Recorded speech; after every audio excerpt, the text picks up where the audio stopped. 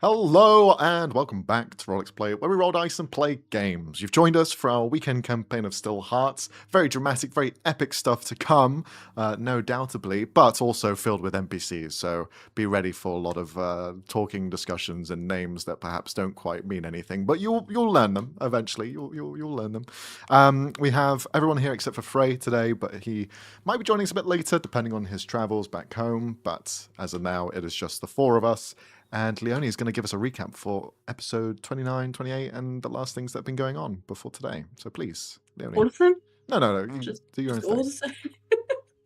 Okay, so last time we played, we had just discovered that a lot of the house members have gone missing, and went with that information to different people to inform them of it. We went to the Empress, informed her, and she agreed that we should be focusing on that. And we also wanted to go to Lily with this information.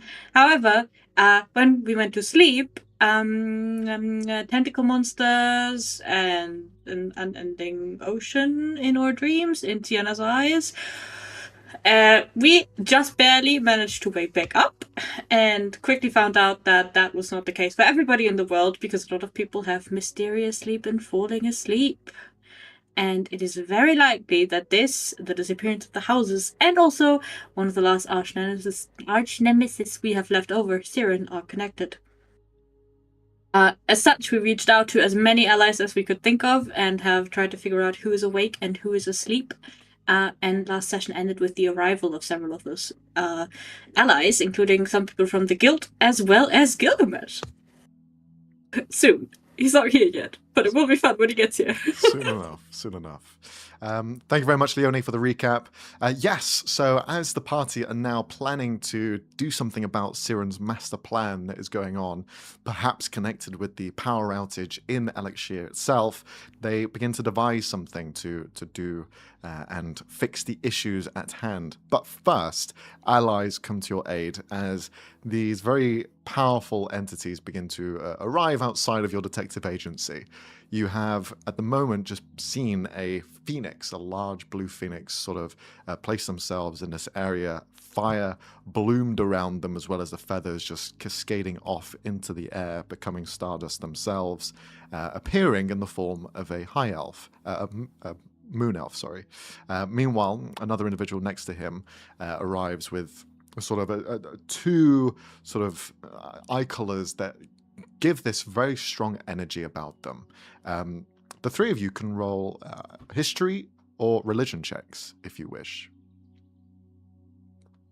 Okie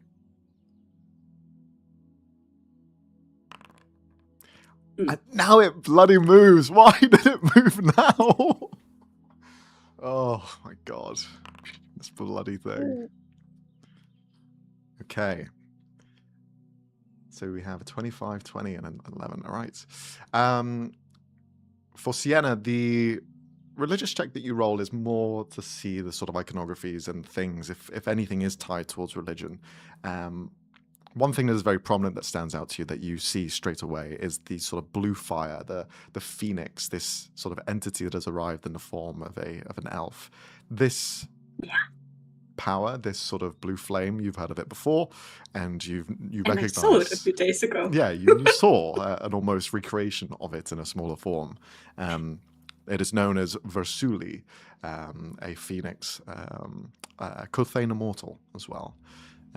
One that is known to be of astral space, one that travels around and in the form of a humanoid. As well, sort of the connections that you have is the fact that this more humanoid visage that appears in front of you is a powerful mage. You've heard their name sort of connected several different avenues, more specifically with a school of mages itself. One that is based within Calzaria, the Arcane Sanctuary. He seemingly was one of the leaders there. Now, not so much, as you don't see an entourage of mages around him. He just seems to be himself alone alongside this other individual, who doesn't really ring any bells in your head in regards to the religious side of things.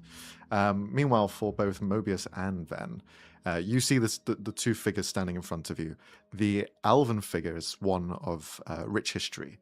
You've seen their presence probably from afar or in stories of a sort of wandering wizard that has traveled far and wide, searching and bringing about discoveries of the past.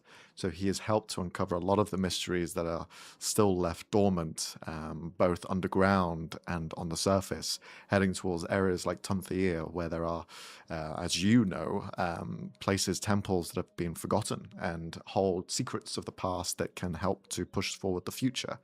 As well, he was once an Archmage, the leading founding member of the Cosper Edition, the School of Mages, a school which is known for being a very welcoming space, one that isn't sort of held by money or social status. Anyone who wishes to learn a practice in magic would go to this school to then kind of learn more and to harness the energies that they have.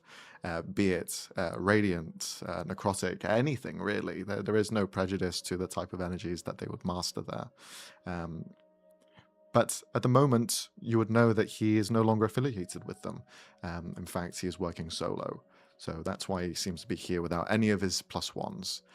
Meanwhile, the other figure that you see in front of you had a name that's kind of rung out a while, more in recent history for having helped defeating and dealing with the tsunamis that had taken place 20 years ago, as well as some other world-breaking effects that had taken place. His name is synonymous with the Awoken, a horde of undead and people trying to change the world to bring about a new one to form in however they wish. He was almost key in helping destroy that. One of the things as well, as you see on him, the energies that he exudes are very powerful in both reality and spiritual energies. He seems to have almost a mastery over those two things. He can change the mind as well as the body. And you can see that reflected in the two eyes. But that's it for now. And that's what you sort of see on the surface and from recent events. The two of them arrive alongside the Guildmaster and some others, as now this small group is being sort of put together. You have Kilvin alongside of you, who is currently watching all of this, and you see he's sort of smirking as he's looking at each one of them. He's the person that knows probably the most dirt on every single person that's arriving here. In fact, you see him flicking through pages. It seems to stop on a page, and he seems to be adding extra citations as they arrive, and flicks through to another one, stops, and then adds more citations, more descriptions, etc., etc. But the Guildmaster will just sort of present himself to the group. Well, I've reached out to a few others to see if we can find more. It's going to be quite an effort. We have a few key members of organizations that are willing to help. Other parts of them are having to stay put to look after their own, as they have dangers themselves to fend off. It looks as though this opportunity of people staying dormant is being capitalized across the world. So we're going to try and gather as many as we can and fix this situation as soon as possible. But you are our eyes and ears here. You've dealt with this Dream Factory directly. Is there anything that you can tell us, or perhaps guide us towards, that we could put our minds together to try and get a solution for this problem?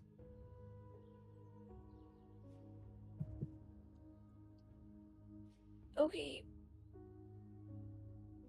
Well, one of our allies is already down there, trying to see if he can maybe reopen the portal that we closed a few months ago.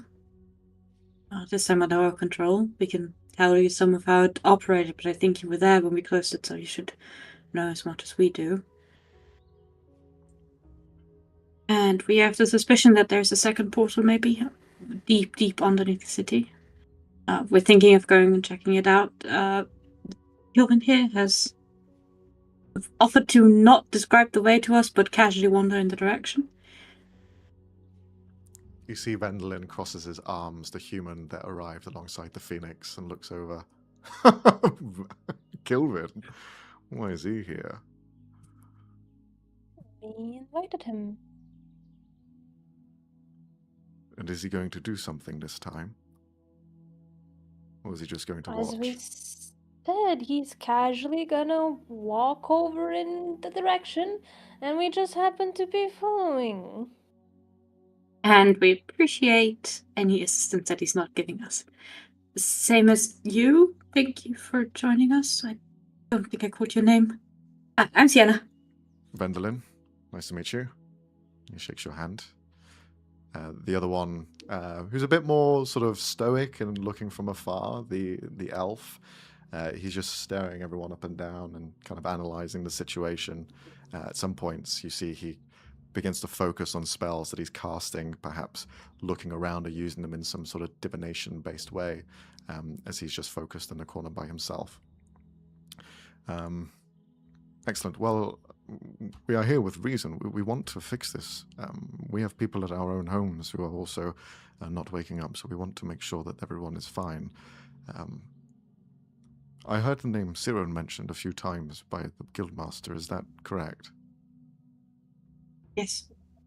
Correct. We believe he is the one who is behind this entire thing happening. He has been involved with the Dream Factory before as well, so. Kulwa told me stories about him. He's not a nice individual, one that's held a bit of a dark grip over the Dreamscape. So it'd be good if we can try and get rid of him for good. It has been long coming. It's hard to find someone who is always hiding, but it seems now he's decided not to hide. So hopefully we'll be able to get rid of him once and for all. Here's hoping. How do we do such a thing? I mean, sure, we can attack him, but if he's been able to escape people for so long, and he has control over the Dreamscape, if not fully by now, we are gonna be at disadvantage, even if we do bring powerful forces with us. Not necessarily. We have something he wants. And she looks at Thorn, if you're willing to. I really don't like the idea of it, but it could be our trump card. If I said anything, I'll do anything to get rid of this fucker.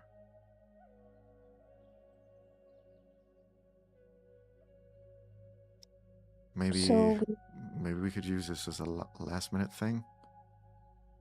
Yeah, 100%. I was 100%. thinking of maybe entering his wrath, and maybe if necessary we can spring this decoy in me.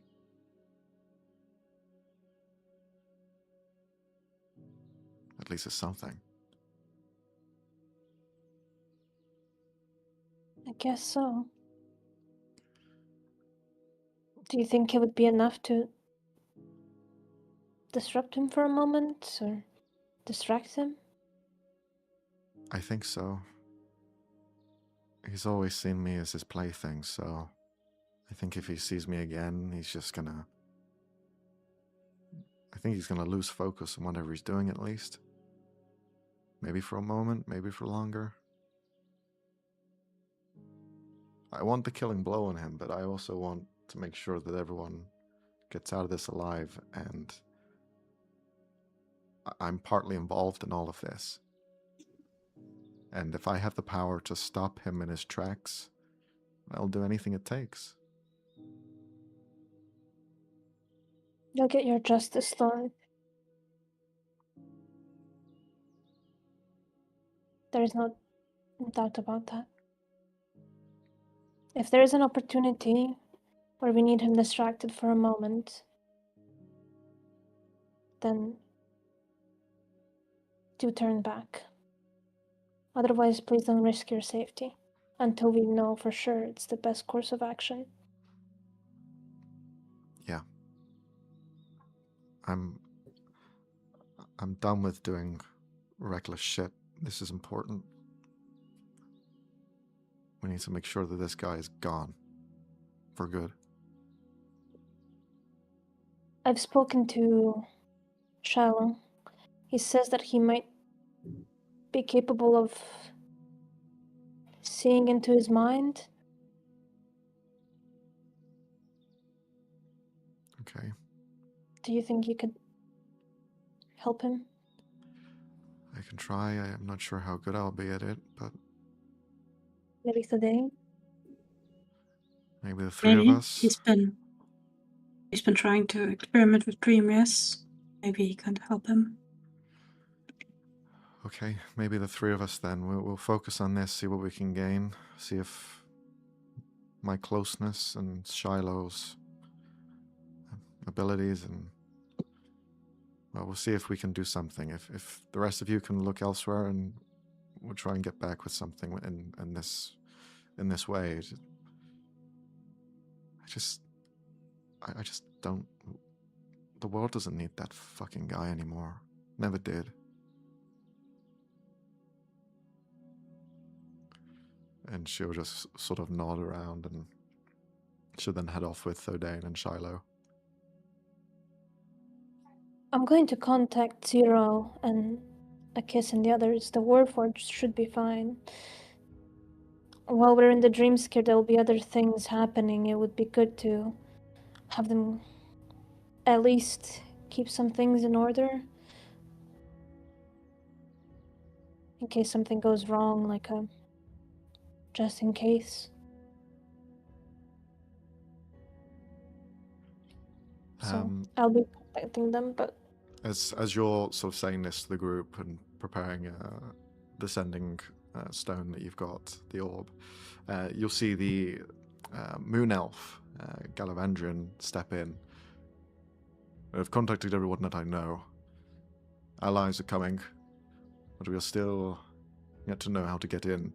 I overheard that there is a second option somewhere. Shall we pursue it? Yes, that's what we were going to do. If you want to join us, we'd appreciate it. Very good. I will join you. Mr. Trojanoff. Vandalin, if you could reach out to Sylvia, I couldn't find them, as well as Trasvalar. We're going to need some of the diviners over there. So if you could please, I will sort out this with the others. And you see him beginning to just walk off. Right, we'll follow him once we're ready. yes, we're still waiting on Gil and the others, so should we check out the place before? Or It's because probably I didn't better. want to raise any alarms. Do not worry, we won't raise any alarms. And you see him cast a spell, and the fires that almost emanate from him become this haze, this sort of almost thick haze around you, as he casts Seeming and turns all of you to look like, essentially, people of this town. And as well, the illusion that's there, you start looking at people within your troop that is under this disguise. And as you look at them, you have this almost perception that's beginning to warp. The person you believe to be in this space or should be in this space, their face conforms to that. So when you walk through like an area where there are a few guards, you start staring at the people walking in front of you, and they start looking as though they are also guards, as though they're supposed to be here. So wherever you go with this sort of veil across you, you're going to fit in everywhere you go. So he just sort of moves ahead with that. Thank you. I don't know if we'll be going right away, but as others are coming still, but If the others are coming, we may as well at least do the research first to know what we're getting into. all right. Would you Paving the mind way if forward. I just like pointing at the sending, or just 1 second? Of course, go for it. They won't be able to hear you outside of this anyway. Huh? The others, Oh, the citizens right. that are walking around. All of this conversation Are is we between outside? us. Yeah, you're At outside. this point? Okay, I didn't know. I thought we were still inside. Van is going to use the sending orb to contact Zero. Communication is made. Uh, Hello? Hello, Ven here. Ah, yes. Hello, Van. How are you? Are you? Sorry for skipping the pleasantries, but are you aware of what has been happening on the global scale? I The am, Dreamscape? yes. I have been informed. Okay. We have a few people who are gonna be dealing with it at the moment, but if you can make if you can make sure that your troops could help out in any way, make sure people are safe. I was wondering also if a kiss is available to speak to. Akis is completely fully made and repaired. He is ready to go if necessary. I have informed all of the shards of glass, so every zone has been informed, and they are helping out the citizens in those areas. So it is all being dealt with. I was informed before with Guildmaster Lee. Understood. Good to know. Is there any way to get him here? Or speak to him? Of course, I will be journeying over there anyway to give you a hand with the Dream Machine, so I will be alongside a few others of the Oxydermis on our way. Okay, thank you very much. We'll be going out to scout it out right now, so Of course. wish us It's luck. good to hear from you. And he sort of ends the Good to hear communication. from you too. All With- right, looks like Go on. You just go lets for it. everyone know that they'll be here soon, but to go scouting out where the portal might be. Mhm. Then, as you continue alongside Galavandrian, do you choose to bring anyone else with you into this as you go? No, I into- think scouting is best on a small group. Yes. So just kill the Galvandian, essentially. Okay. Yeah. As you begin to step down into the where I'm assuming you're trying to go towards, which is below the lower levels of the city, you head Yes. towards the sort of those underground hidden layers as you traverse through. There is minimal light going to darker and darker light as you continue. You head down the first layer, which you're used to, where the casino battle had taken place. You head down to the second, then the third. And as you continue to lower downwards, you notice that you don't need to see in the dark here because the spell, the enchantment that has been given to you by Galavandrian gives everything this blue aura, this light around you. There's no glow, it's just that you now have this almost permanent vision to you. As you are walking down in these layers, you come across several of the citizens here who are unassuming and unaware of your sort of outsider presence. They walk past and they see you with the same sort of features as they would expect to see down here, including a couple of people that walk past, and Ben, you've seen this, where they have the sort of purple skin, almost like blotch marks against their skin. On others, it seems to be almost a risen element that is almost writhing in some areas, where it's this just purple goo that's just held and moving around and undulating. You see Galavandrian looks at that, and he sees it. Best not to get any closer to it. And that stuff is quite potent. What is it exactly? I'm not sure, but it seems to be a sort of substrate of two things. A long time ago, there was a thing that fell from the sky, an entity known as the Purple Devourer. It was a thing that had consumed any living matter. I can even sense from it that it consumes magic, but only if it touches. But it shouldn't be held on people like this. This should be destroying them, eating them away. So it looks as though they've found some sort of mutagen to change it, to conform it to some other way. Perhaps this is involved in, well, this dreams or maybe something else. But I would advise to keep clear. These people are not a danger, but that thing is. So keep your distance.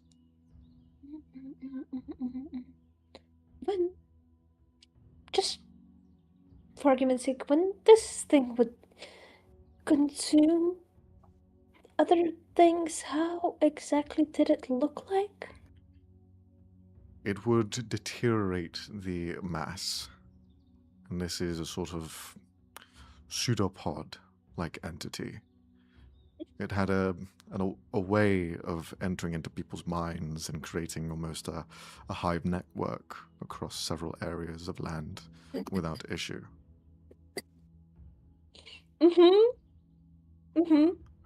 That's so interesting. Thinking of Gil that's going to be there in 5 minutes. So how much do you know about the Dream Factory incident? Well, I know it's not the second time that it's happened. People have tried to get into dreams several times in the past. So they sort of had weapons that looked like disintegration, but would be teleporting people into the dreamscape. And in the Dream Factory, they were producing these liquids. One red and one blue, and the more refined version of it was purple. Perhaps what we're seeing here is the development of that technology. Maybe this is the experiment. These people affected by it. I understand that when this purple devourer was dealt with, the people that got rid of it, they reached out to a fair few people to understand how its physiology and how it was created and what made it tick. They reached out to House Mortem. Now, perhaps that this place here has been Mortem's playground, to put it lightly. So do we want to leave those guys and get everyone else? Like, we let all the houses die? Okay, that's so interesting. How exactly was it dealt with? Well, all of the purest forms of it were pulled together into one space. We were able to find someone that could do such a thing. Someone that had the powers over its own world. This purple devourer arrived alongside the two comets when they flew overhead. It was following them and came from the world beyond ours, beyond. Well, I don't know how informed you are by everything. Was it by any chance anywhere near the ocean? The explosion itself was over a body of water. It was north of Siftos.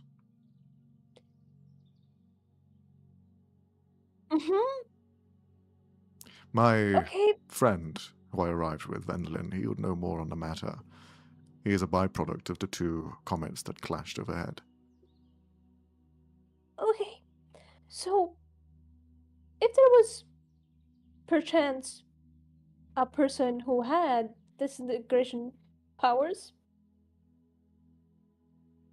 given to them by a creature? Yes.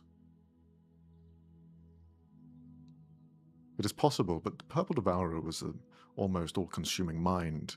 No one would have been able to control it except for, well, there was one instance. But apart from that, that's it. Okay. Good. I mean, why do you ask? Disintegration is... It's not a common thing. Looks at everyone of like, should we go? They're gonna be here One of our anyways. allies who's about to arrive has abilities of this sort. But we've never seen anything purple with him, so... True. And he told us. Well, you'll have to introduce me then. You'll meet him. He'll be here very soon. Fair enough. Shall we get back to the matter at hand? Yes. As the sort of continuation of diving down into these different layers, at one point, Galavandrian will approach you, Mobius, and he'll put a hand on your shoulder. You seem like a newer model, but I will inform you that this purple mass is quite vile to your people. So please keep it clear of your matrix. It has been told to corrupt and take hold. Okay. Kind of like looks around now, like watches every step. Mm-hmm. Thank you for telling me. Your people are important to this world, so you do a lot of good. Well, yeah. We have a good role model. We do what we do. Zero is certainly one of the best. Simply. He stops for a moment, and you see he sort of sniffs the air. Wait. He places his hand on the ground. You see the floor itself become almost like glass and transparent as the flames pull away and shows what's underneath. Then you see this huge crater down below.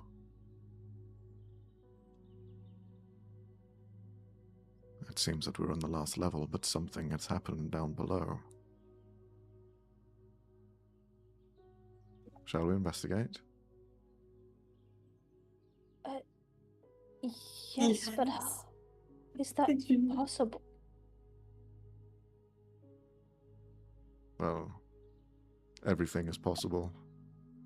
And as he holds onto this floor, you see the entire space where you are just flips upside down, and you almost pull into the glass as you are now on the other side, standing on the ceiling, as this flipped imagery takes place. You don't feel the weight of gravity as you just go on the other side of this room. You see the huge dome crater above you, down on the ground. And you can also notice a few things in the area. But I'd ask if the two of you, well, the three of you, would roll perception investigation checks. For Mobius, if you could roll an Arcana check as well. Yes. 23. Nice.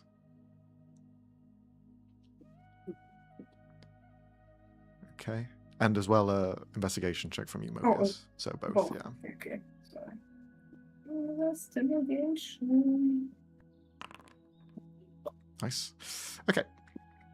With the investigations, you look around and you can see what is fairly similar decoration to what you've seen in the Dream Factory. You see the sort of very white, clean, pristine flooring and walls, but the ground itself has given way and has been completely consumed. It looks like there's been a disintegration, but perhaps an explosion that has been inverted, an implosion. Everything in this area has been pulled into one center point, and the point is actually there in space. You see this faint glow of something just hovering in the air, in the center, the epicenter of this crater, this explosion that has taken place. You also see the different components, wiring, elements around that would have been plugged into something in the very center of this room, but now has been completely removed from here. So there is nothing left in this physical world except for this single spot of energy. For Mobius, with this Arcana check, you gather that an experiment had taken place here, one that it seems was successful in what they were doing, and whatever was in this space before has been taken elsewhere. Now, putting one and one together, this is most likely the Dreamscape, and has been taken to this plane. Now, this single element, this bead of energy, could be used in some form or way to get to the other side, to the Dreamscape itself. How to unlock it, how to open it, you're unsure until you start getting closer and doing some other investigations. But now, as you're on the ceiling, you feel this weightlessness take place as all of you are given the ability to fly, as you see he begins to descend downwards to the bottom of the crater and looks around. Roy's making us the status man of what can he do? All right. Literally just leaning over to the other two. This man is very intimidating. I imagined him a bit different. Did we just send him in? Maybe. I feel like he's more capable than all three of us combined. It's good that he's on our side. Thank God. Please. Let's not piss him off. Whispering to ourselves Mhm. behind him. But we'll be looking around, seeing if there's anything out of sorts or any danger actually, Sure. because this is suspiciously quiet. Since you rolled investigation check before, I'll ask you to roll either survival or perception check, and whoever wants to do the same can do so, or if you want to do something else, God. just let me know. Ooh, not 20. Nice. Okay. With a nat 20 on your survival, there is no more danger in this area. As well, it doesn't look like this space is going to decay or break away or be destroyed. The foundations that are here are embedded in the stonework. There is enough walls, paneling, everything to hold the roof together, so nothing's going to cave in either. But what you do notice is that there are two sort of flush doorways that are here, to the left and to the right of you, meeting to this center point where this sort of energy is. As you approach those and investigate them, they are doorways, but the doors, they aren't doors, they're just frames. They're just frames to doors and nothing else. What you can see on the door itself is imagery of a sort of moon with a sort of like cleft down the center. Both of them have the same, but one of them has a more prominent white going to black, almost like a lunar eclipse in a way, whilst the other has more prominent black than white, and both of them are opposite sides of each other. So very similar to the called symbol question mark what it's all about? The moon. The which? Last time it was mentioned that there was It was like it was the not the cult, but like the door had a symbol That Shiloh was sent through. that Shiloh was sent through that had. So is this very much akin to that? Very similar. Okay. Point that out to everyone. In the Give meanwhile, context. Gallivangian is on the floor in the bottom of the crater, and you see he is in a sort of meditative stance. Legs crossed, just hunched forward, focusing on some sort of spell, as fire begins to wreath around his body. Oh God, is he gonna How many explode? spells does this guy have? All of them. Is it a Stein immortal, what do you think? Hey, I don't know that. Mm-hmm. Yes, you do. He's been mentioned before by people we know who he is. We? I mean, I rolled for it, I know who he is. Continue. What's We're getting lost in the source. Max not clarifying, that's okay. I'm gonna tell the others about the orb thing, the spec that might be the possible entrance into the Dreamscape, and kind of like check around it, try to suss out with my matrix what might be happening, use it as a compass of sorts. Okay. Throw a pebble in. As you're Let's not. going around and looking at it in this sort of free flight space that you have, can you roll a intelligence check, since this is your spell casting? Just like a regular. Yes. Okay. 15. You go around at different angles to understand what it is, and this space itself, you see it's almost like grating away. Like something about it in this space just doesn't seem like it can quite hold itself for much longer. It seems to be decaying in front of your eyes, Perhaps it was bigger, or perhaps it needs some infusion of energy to keep it stable enough that it is open. What you're seeing is the remnants of something that has taken place here and is now slowly fading away. So perhaps a jolt of energy to keep it going. And you know the sort of jolt of energy that probably provoked it with the previous investigations from earlier today. A infusion of arcana, perhaps, like a generator, could do something. But as you're looking at it and going about all of this information, the fires begin to lick upwards, and the fire that is burning from Galavandrian, you see it begin to take shape and form around this space. He becomes completely buried in a fire, this sort of carpet of flame that levels out where the crater is. As the flames lick upwards, they begin to create conjurations of people here. You see forms beginning to merge. The fire isn't hot, it doesn't burn. You feel no sort of heat from it outside of the glow. And as these sort of licks of fire are beginning to stand in this space, you see merging from the doorways more people just appearing. These fires just growing as more people and more people come to this center space. As the fire continues to bubble away, there is no voices, there's just imagery that's here. And from what you can understand, it seems to be almost like the tethers of them being here. For Sienna, you can sense like the souls of the people that had arrived here. This is almost a look back, a recap of events that have taken place within a short span of time. And you're seeing the final moments of what happened in this room before this implosion took place. Can you roll an insight check, Sienna?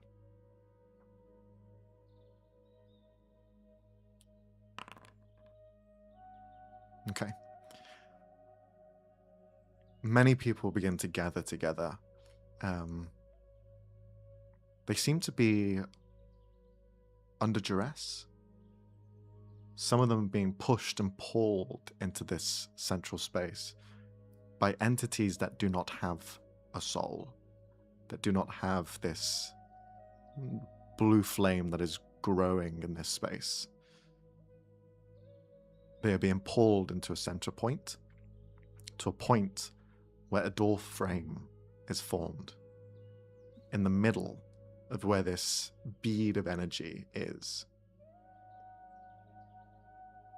There is something that causes them all to sort of move and shift their eyes away as a door opens, and you watch as they're all pushed in. They're all pushed into it, either by choice or by force, as these humanoid fire entities just get pushed in, and they don't emerge on the other side of the door frame. They seem to disappear altogether. Their souls can no longer be felt. One by one, all of them are pushed in, and as the door closes, it begins to crumple in on itself as it's sucked in to that singular bead of point. As the fires show this image of the past, it begins to lull, and you see it reverse back, and the fires lick away and disappear.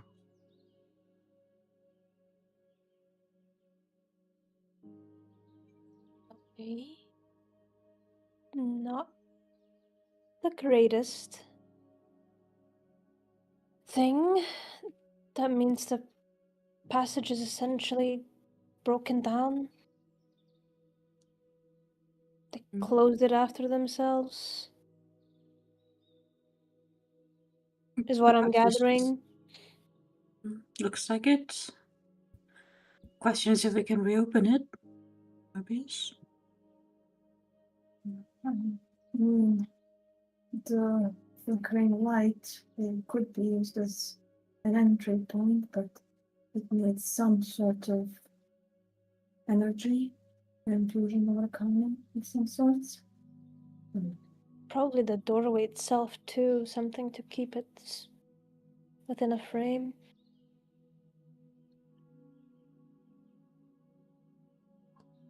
How did this work the first time around? When you were here?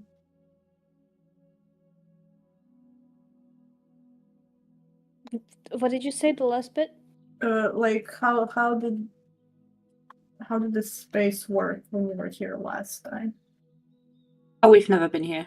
We've I've never been here. We've been in the Dream Factory, which had its own teleports, I suppose, doorways connected to both worlds. If we manage to get something like that down here, maybe we can harness the energy that is still left here to enter, but I don't know if our bets are better off in the factory or here. How about we check in with Talon? Sending to Talon. Hey, how's it going? Before you do, one thing I'll note is that the frame doorway that you had seen appear and emerge in the very center of the room, it had the exact same symbol on the doorway that you have seen before then. No longer one side eclipsing the other, but straight down the center. Huh.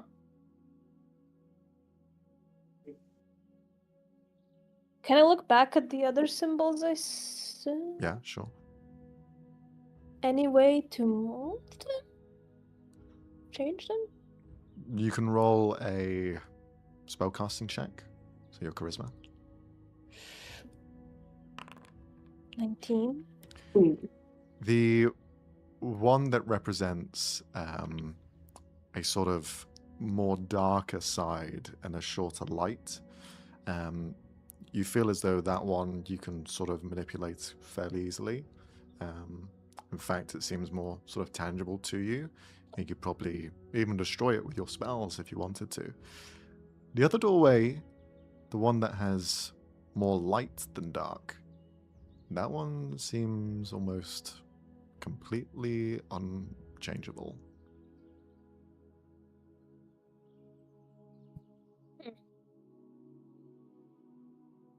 Sure. Is it? I'm gathering a picture in my head, but I tried to say it and it makes no fucking sense. So when it's half-half, Yeah. that means it works as a doorway to the Dreamscape and back from the two memories we saw. Mm-hmm. And then these two doorways, one seems to be able to change, Mm-hmm. and one is stuck. One seems that as though it is subjected to the elements that you're used to, that you can change and interact with. Meanwhile, the other seems to be outside of your realm of expertise. Like you I consider also- the magic part of it, like trying to transmute or something, but you couldn't do anything with that other one. Go on, Alex. Suspicious. Because I have a crazy question. Yeah, go for it. Because these are, I mean, at least we are interpreting them as moon phases. Yes. Could it be like, does it match the moon phases in the world right now? On a sort of passing glance, it is right that they look like faces of a moon, but what it seems to represent is slightly more than just that. The same I feel like- symbology is there, but as was found last time, it's almost like, think of it more as two planets, two worlds instead. Yeah, that's what I'm thinking, that one side is the dreamscape or the other world or whatever the fuck, and one is our world? Oh, I really hope it's not the other world. If this is a portal, if we are wrong and this is I not a think it's portal the to the dreamscape. dreamscape and instead a portal to the other world, we are So- very fucked. Sorry, the one that's less changeable is the one with the more dark side, or with More The dark more is light. easier to manipulate for you. Oh, okay. So could one assume that, well, The thing is, it's more manipulative to me, but what would it be for them? Is it opposite for them? Do we think the light is representing the dreamscape or the dark? I mean, considering who built it, probably the dreamscape being the light and us being the That's dark. what I'm thinking. If you all want to roll history checks to see if perhaps I Sure, can help. boss. shine a Morbius. light. Morbius, do you want to roll a history? Yes, of course. 13. Oh! Oh! As a matter of fact, It's not I a nat built 20 these either. doors. That could be a 38. Not quite a That's 40. so disgusting. That's fucking disgusting. Okay. With us sort of talking out of game to make things more simple and dry cut, what these doorways represent is the sort of in-between of everything that you've known and come across. So, the doorway that has been destroyed and has left this tiny remnant of light behind, and that one was the bridging of the two worlds come to one. The sort of slit down the middle and two halves on either side, that is to the dreamscape. That one in the middle was to the dreamscape. The one where darkness takes over the light, that one is your world. That one is representative of Kurthaic. The one where light takes over the dark, that is representative of the worlds beyond. Because the white because the represents Everlight the Everlight. is Yeah, taking yeah, it over. Yep. Yeah. Yep. So Oh. one can assume that perhaps this white over dark takes you to the other world, or perhaps it can only be interacted with from people of that world, just That's as what you I'm can interact with thinking. this one, Maybe. where But darkness what- overtakes light. Then what do they lead to? I don't want to fucking open it. I'm too fucking scared. Do they seem to be functional at all? They're just doors. They're just simple doors. You've seen the same depiction of a wooden door. Each one of them are the same. There's no distinctive markings, no different timber. The silver line trim is the indicative part of it, as well as the symbol in the very center. Apart from that, it is just a simple door, built in to the stone walls. D&D player's worst nightmare. A door. Doors. Well, it's possible they're just part of the portal that is the Dreamscape, and this is just Yeah. additional symbolism. But Do we fucking open it? I don't know. Where's Can it gonna we? lead to if it's... Can I open it? how do we You find wanna out open without it? trying to open it? I don't know that anymore after you said that. Can I step back 60 feet and use mage hands? Can we open it with mage? You- Well, okay, first of all, Galavandrin, do you think it's a good idea to open the door? I think it is a necessary one to find out what this is. Yeah, I'm happy to do so if necessary. Maybe don't in case you like get obliterated and die, because I think we kind of need you. So It wouldn't be the first time that's happened. Like- okay, let's not make it a second. What the fuck? Oh, it's not- No. Oh, Ben. He's a Gothian model. The giant burning phoenix. That's a Gothian model. You know what? Astral Probably plane. not the weirdest thing we've seen this week. So yeah, okay, yep. Go ahead. So he's gonna open it. Yes. Okay. He grabs onto the Standing handle. back. We just go on the other side of the room. We got your back, girl. From all the way over here. Floating 50 feet in the air with his fly spell. Yeah. Shield between us and him. If I end up dying, this ability for you to fly will disappear. So maybe grab onto Oh. something. Oh, most in of us can case. fly anyway. I have a diamond worth 300 gold. Why if you die, how are you gonna? What? At least that's reassuring. And he holds onto the doorknob. As soon as he touches the doorknob, it doesn't open. He just vanishes. And you see him disappear. completely. Oh, Sending Right, stone. damn it! He instantly Sending appears behind all of you as he arrives. It's a conjuration doorway. Takes you anywhere within that Okay. realm. Anywhere? Yes, you can choose to be anywhere. Fascinating. So if the other door is for the other world, Yet to be defined. I mean, this is does good. that mean the Zuna, things from the right? other world can get in through here? We don't know that, but this is kind of good news for Zuna. We can tell her. Maybe. Maybe. Maybe. Well, You we've can done have our it But over. we research. should. But literally the entire time is like, how is this guy social nonchalant?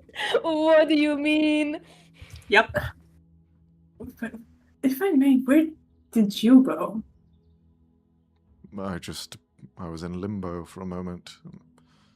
It was just like when you teleport between one space and another, sometimes you enter this sort of mislaid mullion. You end up being in a place between worlds, and Yeah. you sometimes figure out where you want to be. And because I understand the capabilities of the spell, I was able to bring myself back here. But perhaps someone else may be thinking of home, and they touch it, and they might teleport to their home. Or perhaps they want to go to somewhere else. It had the opportunity to travel anywhere within this realm and its neighboring planes. I could have gone to the And fire its plane if I neighboring wished to. planes. Yes. Okay, that's so normal. Mhm. Would that account for the dreamscape too, or no? No, I couldn't go there. The Yeah, that's dreamscape what is the its own wonderland is. space. Going to be Yeah, reached by true. certain methods. Well, then we know that in that case, if we manage to recreate that door points to the speck of light, wouldn't that mean that we could teleport anywhere in the dreamscape? In theory, if it does the same, yes. Okay. Will you be able to recreate that memory that you saw elsewhere? Yes, I can tap into at least the spirits of this world. It is a part of my my connection with the soul. Then we'll need someone, presumably from the dreamscape, to open it. Which we do have someone. But we'll first need to build it. And if we can get talent to get the schematics of the one in the factory and at least alter it a little bit, add the symbol, technically speaking, we should be able to teleport to whatever place we want in the dreamscape. The question is of how we will get out. There are people there in the dreamscape that we can reach to for help. Our dreams are reality over there. There are people that will look after us, but we don't know if they're in trouble or not. We must deal with the danger first, and then we can reach out for help if necessary. Okay. Well, we have somewhat of a plan on what to do next. Very well. Then let Let's us head return. back. Do we wanna- He'll reach his hands out, and you'll see the sort of flames emerge and begin this sort of spiraling, spinning, almost momentum around him as you feel your clothes beginning to lift up as feathers fly, circulate. And then eventually you appear elsewhere. You appear back at the detective agency as he arrived last time as well. I don't mean any disrespect, but could you warn us next time you do that, or ask our permission? Of Some of course. us are wearing Maybe- skirts. Yeah. I assure Not you I what I wasn't meant. looking. Still, Understandable. all right. Well, let's check in with Tal and Sienna if you could message him. Okay. Hey, Talon, how's it going? Yeah, good. It's always freaky when you message me because I'm expecting Oh, like sorry. sending shack, but it's not. So it's Yeah. really weird. Yeah. It's going all right. Forgot how fucked up this place was really, Mm. but we have a bit of an idea of what we could do. It's all deactivated at the moment. We've got the power we need to start it up because it's all connected to the arcane refinery still. That never changed. We just need to decide. Well, we can discuss it in person and when it's happening, but essentially we would need people to sleep to create the barrier. To make the connection. Yes, Yeah. yeah, to break through. So we will need to choose amongst ourselves. Perhaps people who are more knowledgeable in these things to guide this force to the same spot. It can't just be anyone off the streets. It has to be someone that's at least has some know about themselves, about the situation. But we can discuss that either way. Yeah. There's a second option we can tell you about too once you get here. Oh, good. Okay, great. Cool. This man dreads a message from us every time. He does. Every sentence that comes out of our mouth, he's like, God, please, no. You just hear him say, "They found another one. They found another one." Of course we did. Who does he think we are? Oh, damn.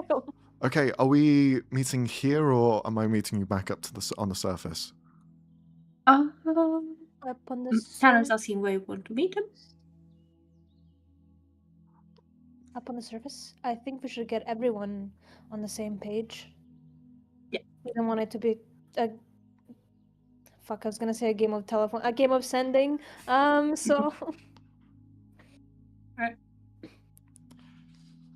Okay, we'll come up then. We've got everything pretty much ready. So I'll see you up there and you can show me what this other place is and you'll just start heading up. Okie dokie. Okay. How are Thorn and the others doing on the whole breaching Siren's mind You thing? see, they're still trying to focus on it. They're still trying to break through. It's going to take a while to at least get that side of things running, because it's also the dangers of falling asleep. So you're having to like stay awake, but also tap into this. So it's a very delicate situation. So they're in a very dark, closed room, isolated Let's from just sound. get the Moggy, strain so you don't fall asleep. Yeah. Have we heard from Cherry? Have they been back? Or we still don't know if they're trapped or not? No idea. From what you can probably gather is just like sleeping. If you enter the dreamscape, you can't come back out. You guys were very fortunate that you were able to get out because you induced yourself into the dreamscape with wanting to reach out to someone.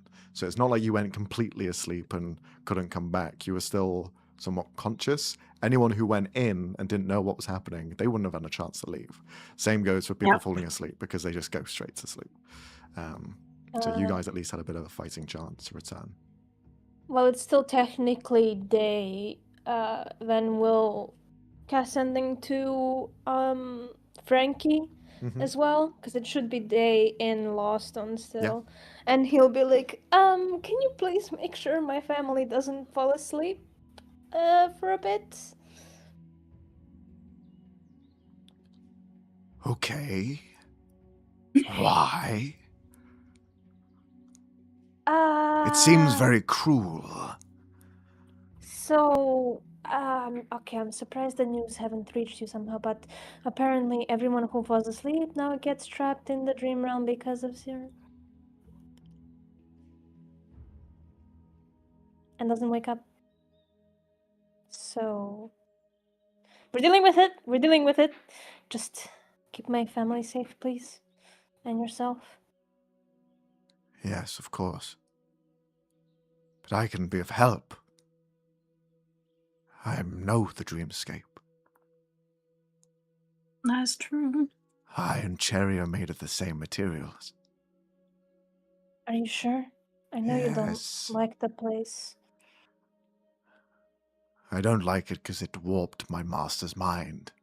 But he was a pawn in all of this. If I can get my revenge, redemption, then all the sweeter. Then you can come to the agency if you wish. Shall I bring your family as well? No, they can stay. Very well, But let them know, please. of course. Not all the details, just don't fall asleep. I will try to remove the scarcity of it. But make it still sound, urgent. But maybe don't mention the whole Siren part. I don't think they even know who that is, so... I'm a dog. You're asking too much of me. Okay, just warn them, please. And I will. okay, thank you. Spell ends. Anything else? Okay, we need Do to we make. do we want to raid the magic shop? No! That's We've been so far doing nothing criminal. We're going to continue. Also, they There probably is- haven't restocked. It's only been There like a is week nobody since to the crime stop syndicate. us. Exactly! Which makes it a crime! It was for the greater good. Anyway, Do we want to contact Gemini in the end? We never decided. I mean, I feel like they have the right to know. Okay, At so we're just gonna least, hold them. and we'll see how they react, and based on that, I guess. I'll do that. You reach out to them? one of them. Yeah, which Remind one? me of their names. Sarah and Jacob. Jacob and yeah. I'm gonna reach out to Sarah. Okay. Nothing. Okay, they're asleep. That's okay. I'm gonna reach out to Jacob. Nothing. Okay. Not good. Well, we don't know. They might have been dead ages ago. That's okay. No, it's not okay. That's horrible. But oh boy. I'm gonna reach out to Gildana because we also talked about that. Okay. Reach out to Gildana. Who the fuck is calling me? Oh. Sending yeah, hi. Shaq. Thorn's friend? No, sorry. We got they gifted it to us. They didn't remove the enchantment. I'm Thorn's friend, Sienna. We met like 2 or 3 times. I remember it, yeah. Thorn's friend, Sienna. You don't have to introduce yourself that way. I know who you are, Okay. Sienna. Oh, okay, great. You probably noticed the global crisis that's going on. Considering, hopefully, you're somewhere where people can contact you.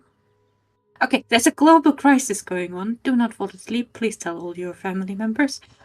It's a bit late. It's quite late in the evening. Oh, Why then I'm shouldn't not we go careful to sleep? There's a high chance you won't wake up. However, we are dealing with it, and we suspect that the person who harmed Thorn is behind it. So we figured we'd reach out to you, just so you're aware. Wait, what about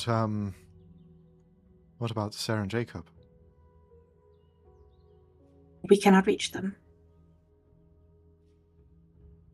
On the other side, you just hear her start shouting, "Wake up!" as she's just walking around. You hear slamming on doors as it sounds like she's going between her convoy to try and make sure that everyone's awake. You even hear, like, as things begin to explode as she probably breaks down a doorway or two, entering their caravans. Fuck. Sleep. waking up. Okay, it's fine. We're dealing with it. Dargar! Everything should be back to normal soon. Dargar's awake. Yay. Everyone else though is... Hank? Hank's awake as well. Everyone else, they're asleep. And they can't wake. They can't wake up. Not for now. But as soon as we Oh, start with fuck the this. Can you bring someone here to take us where you are and we can sort this shit out? Are you sure you want to get involved? It's probably going to be very dangerous. Oh, my fucking family's asleep, so yeah, of course I do. Yes, and you should be with them because they can't protect themselves at the moment. So bring all of us to where the fuck you are and we'll fucking sort it out. I can ask if somebody can come get you. Right, good. And she hangs up. I didn't know they could do that. Okay. I'm gonna ask Lee, I guess. He should be aware of them, I think. Sure. Okay. But you didn't tell me what the fuck they are! You speak to Guildmaster. Yes, I can reach out to them. I can try and locate where they are and bring them here if you think they're...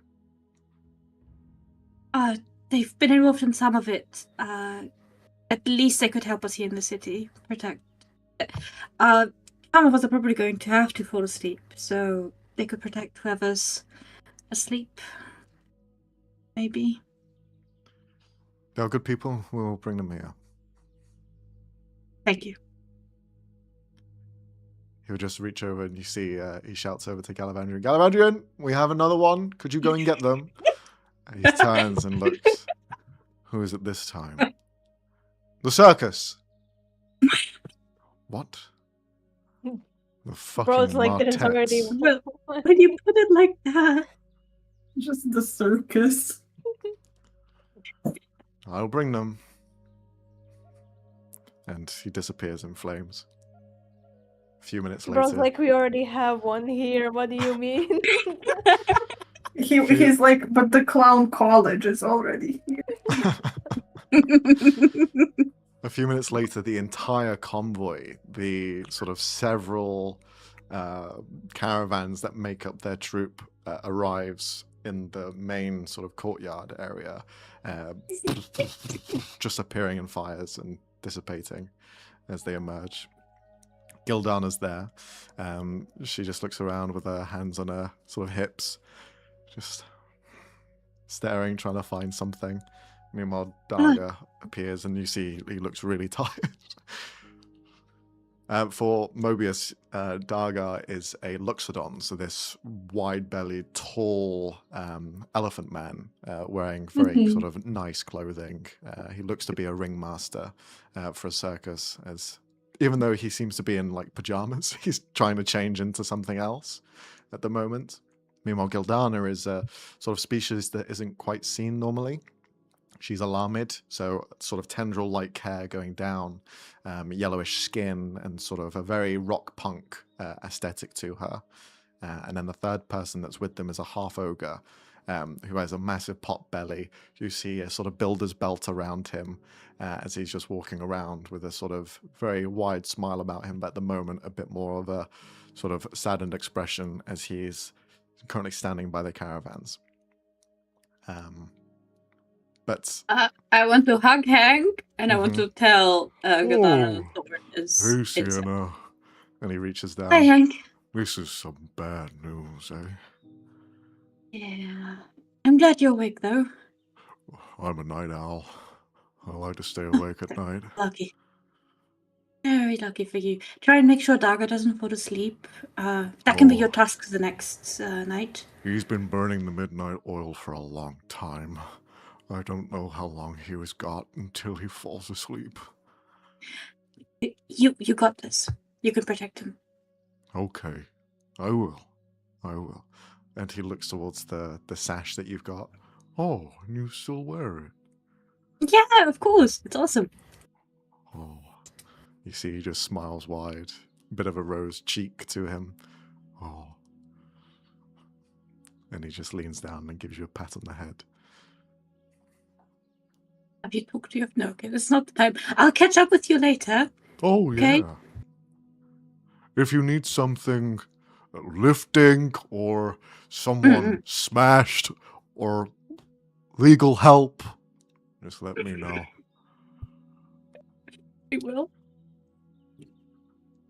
But for now, I'll look after my family. And he turns back around and stands between the caravans. Dargar, what's going on? People falling asleep and not waking up? Oh my god, can somebody else give a rundown? I feel like we've repeated ourselves 50 times today. Sienna just pushes, You're I a don't fucking know, random Zach person. in their direction. Zach is Yeah. just like, could you please do me a favor, take care of them? Of course We I have a can. blackboard It's just okay. You see, he starts talking with them. Well, so as he goes into the situation, Dargar just looks over. Okay, so I won't go to sleep then. All right. I'll just sit here and relax. The Galdana, who goes straight towards you, Sienna, as you were the one that communicated. So? So, Dawn is inside at the moment with two of the others. They're trying to get into the guy's head, trying to get us some advantage, trying to get information. If you could just be there and support her, maybe. And you can also meet Shiloh, which that is going to be interesting. See the two eyebrows raised. Now that would be very interesting. All right. Yeah, please don't hit him. Don't shoot him. He's a nice guy. No, I wouldn't dare do that. I definitely wouldn't tear a few holes in him. No, definitely not. No, don't do that. Eat him whole and intact. I'll keep him He's whole. important. Thanks. This room. This one. Yeah. All right. And she heads into the agency and kind of waits outside, pacing back and forth. Okay, 2 more calls. 2 more calls. Go for it. Anyone else want to do something before I call more people? Go for it. Okay, so Flora. I'm Mhm. gonna reach out to Flora just to inform her of the situation, to let her You know, cannot because I'm reach not her. sure anyone else would have. Okay, she's asleep. That is not cool, but okay. And then last person, Ruin. Mhm. You reach out to Ruin. Hello. Hello, this is Sienna. We met a few weeks ago. Oh. Hello. I'm not sure how in contact you're still with the guilds, but there is a slight global crisis concerning the Dreamscape, and I'm slightly concerned about Ruthius, because we think the Calorek is out of commission.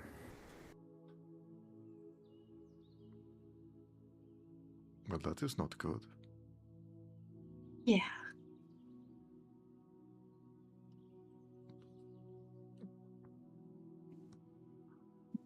Then I will be there. Where are you? And that actually is a detective agency. There's like 100 people there, you'll hardly miss it. Okay.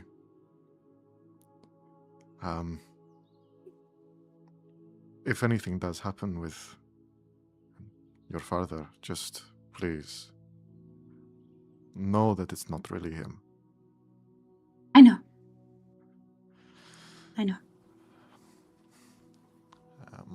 He'll be on his way. He's getting here in a few business days. Sure. In the meanwhile, you see this presence loom above. Mobius, you've seen this machine used before by the Zero, as well as the Oxydermis, when you kind of had your meetings with them and you met them. This is a huge, almost disc-like ship that flies through the air, made completely out of glass. As it arrives, you see it hovers down below and stations itself on top of the agency. it just kind of like hovers over underneath. A couple of people are like, "What the why?" Just staring up at it. It becomes completely transparent, and you cannot see it anymore. But it creates this almost sort of protective dome over the agency, as its body itself is completely immune to damage. As it arrives, eventually coming off of it, you see several figures walking down. You see Zero, as well as other Warforged members that are walking down. They all seemingly have numbers associated with them. They're all part of the Oxydermis. But also you see a few sort of divine people arriving as well.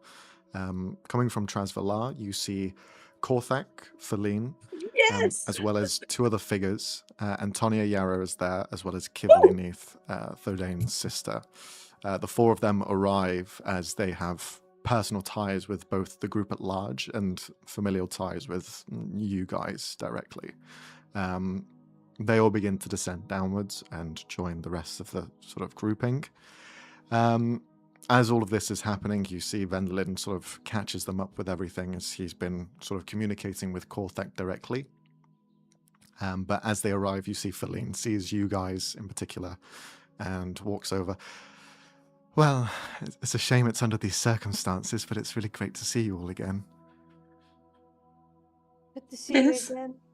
We really need to meet under some sort of more lighter. Yes, a Thanks. tea or some lunch, perhaps, or Honestly, how about in a week? A Just week? once all of this is settled, either we come visit you or you come visit us, and just tea and cookies. Of course, that sounds Nice delightful. picnic. Okay, well, have you been caught up on everything? Yes, Vendlin has been informing us of everything so far, and he is just catching up with Korthak on the latest. We are the only real few left within the higher circle, but do have additional person joining us as well. They are just inside. And you see walking out, you see in priestly robes, emerging with a sort of blue trim to their clothing with red accents.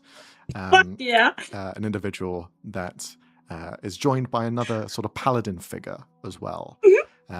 She herself has bright blue hair that cascades downwards, and you see symbols of almost like a sunlight, like the shine of the sun itself, emblazed upon all of their armor and what they carry.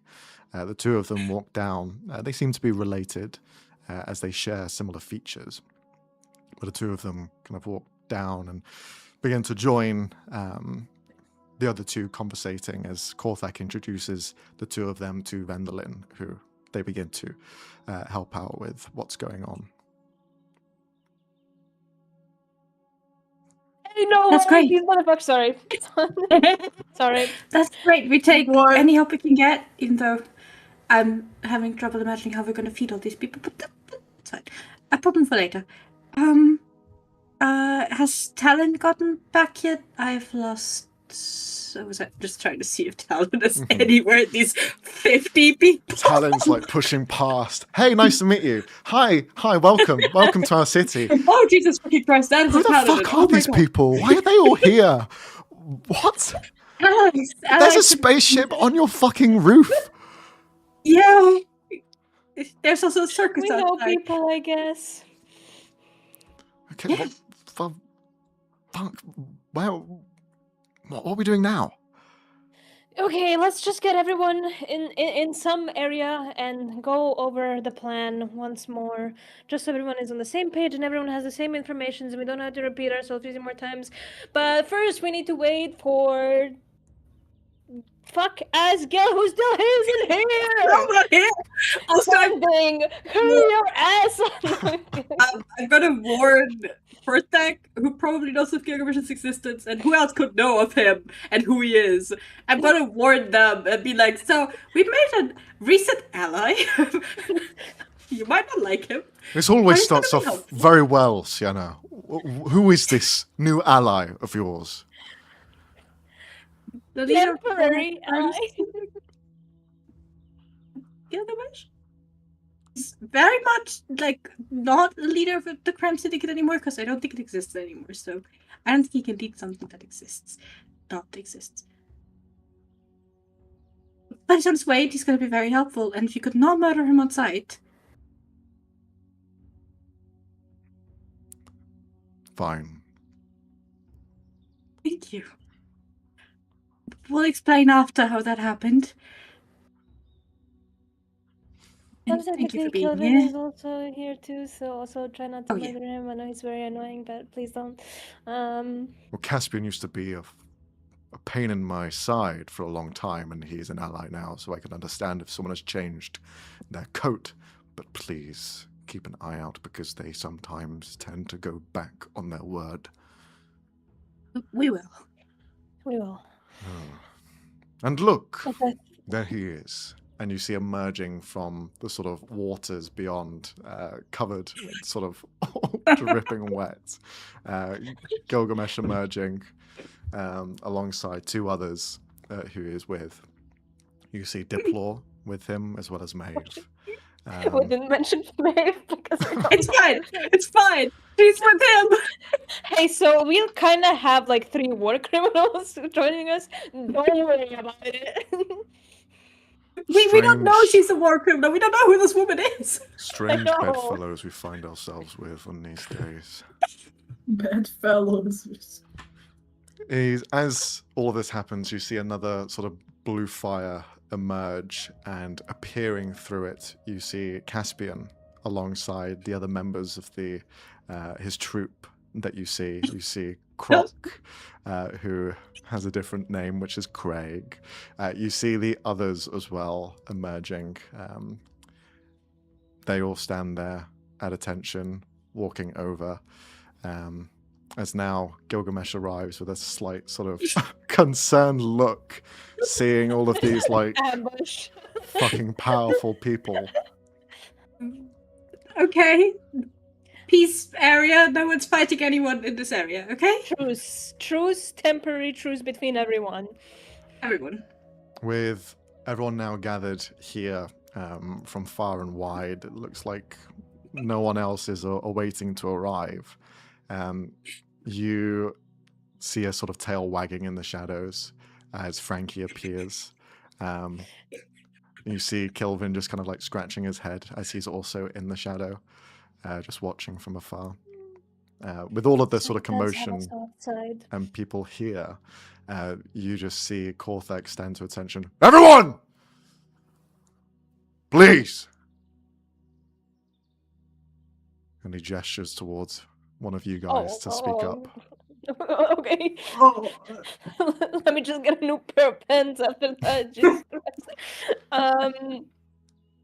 Okay, everyone, thank you for being here on such a short notice. I'm sure you've all been caught up with the very urgent situation we are facing. But, so everyone is on the same page, the plan is we need to make a portal to the Dreamscape. There's 2 possibilities of doing so. We have people who are more than capable of recreating it, the ones we saw before. And I think we also have people who will be able to power it, or at least redirect a power source towards it. Now, we don't know if this is accurate, but there is a possibility that we could be precise about where we land in the Dreamscape.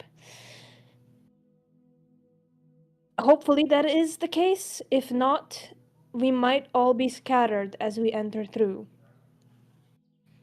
It has happened before, so just a warning ahead.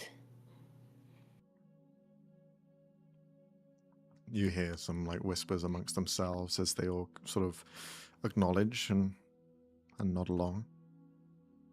For one of the portals, one of the opportunities, there would have to be some of us who voluntarily fall asleep and enable a connection between our realm and theirs. Is there any among you who have expertise in the area who have been to the Dreamscape before and trust their ability to not get lost and to maybe even guide others through it. They all look to each other to see if anyone pipes up or raises a hand. No one. You hear Guildmaster Lee will speak up. Unfortunately, our expertise in the matter aren't here. They're trapped in the Dreamscape. Perhaps if we can find them or reach out to the locals, we might have a chance, but we don't know what we're facing. So we must be careful. As they said. Wait, does that mean we are the experts in the Dreamscape? Because we've been there multiple times. Does that make us the experts? Why are we the experts? We're not. We're just So cool. slightly more knowledgeable than everyone. Accidentally became important other at work option- award. The other option is the Undercity that has remnants of a portal and energy leading to it that wouldn't have to require somebody willingly falling asleep and could give us a more precise entrance to the Dreamscape. Though, however, getting to there safely and seeing if it might work in the first place, if we can recreate it, is uncertain still. We still have some time, but the longer we wait, the more tired we are, and the more likely we are to fall asleep and end up scattered. So we need to work quickly. I think the best course of actions is to split into groups.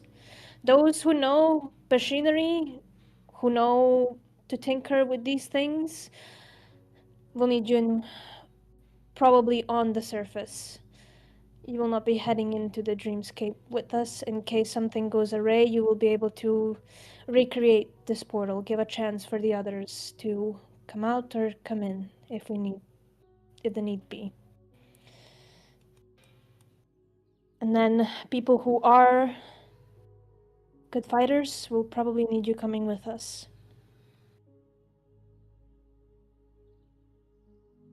You see them all nodding along, all agreeing. Korthek will speak up. Talk amongst yourselves. Figure out who will be more best suited where. And we will devise a plan from that point onwards. If we can, do we have like a spare cloth somewhere or 3 different colors essentially? Yeah. Okay, then we'll make it. Okay, everyone with a green band is the technicians, the tinkerers, the artificers. Everyone with a blue band is the spellcasters, knowledgeable in magic, sonics, blah blah blah blah blah. And then everyone with a red band is brute force, combat, blah. So nobody has to wonder what everyone's profession is and ask names. You look at the band, you know who they are. Mm-hmm. You see Vandalin puts his hand up. I can change and manipulate your clothing to match. Just so it's easier. Thank you. And don't worry, it's So- not permanent. As he looks at some Oh, of them thank who God. seem a bit more concerned by that. Thank you. If you could please. And looks to Sienna, Mobius, and Fennel. We have been there before. There will be creatures. Some that can shift form. And 2 seem to be immune and... Remind me, they were immune to psychic damage, right? At least one of them was. One type was. I think the other one wasn't. Let's have a look. See. We can rewatch the session. Yeah, fuck, bro. After the session, we can go rewatch the old session where we fought Yeah. them. It's fine. When we'll kind of describe generally how they looked like, how they acted, how they attacked. Sure. There is a possibility they'll also be equipped with Relendir equipment and clothing. Means they could be resistant to magic, they could be harder to spot, so do not let your guard down just because there isn't an enemy in sight. We do have some allies that might be already in the Dreamscape, but we do not know what their status is. The main goal is to essentially cut the snake's head off, and hopefully everything else will be easier afterwards. So the main goal is to take him down. If you can get someone out and into safety without compromising everything else, do so. If they also seem to be a capable fighter, bring them along, but focus on taking down the person who is manipulating the Dreamscape currently. As you give out this sort of speech to everyone, Korthak will speak up as well. And remember, this isn't just a fight for the Dreamscape. This is a war on us as people. No matter your background, no matter who you have grievances with, together in this moment we are a team. Remember that. Use that. Use each other and your skills. We're going to need everything we can get going into something which we are completely out of our depth of. So please, do not hold any grudges here. We're all working on the same side for the fate of Korthak. Does he make eye contact with Gilgamesh as he says that? No, he makes just a glancing pass against everyone that's here because Gilgamesh is only one villain out of many that are present here. Yeah. It's so true. But you can see him like focus on a few and then focus on another and then another as he's walking across and looking. Ben will add on to it. You are right. This Siren is not from this world. If he takes over the Dreamscape, it's only a matter of time until he takes over this entire place. So, set our differences aside for this moment.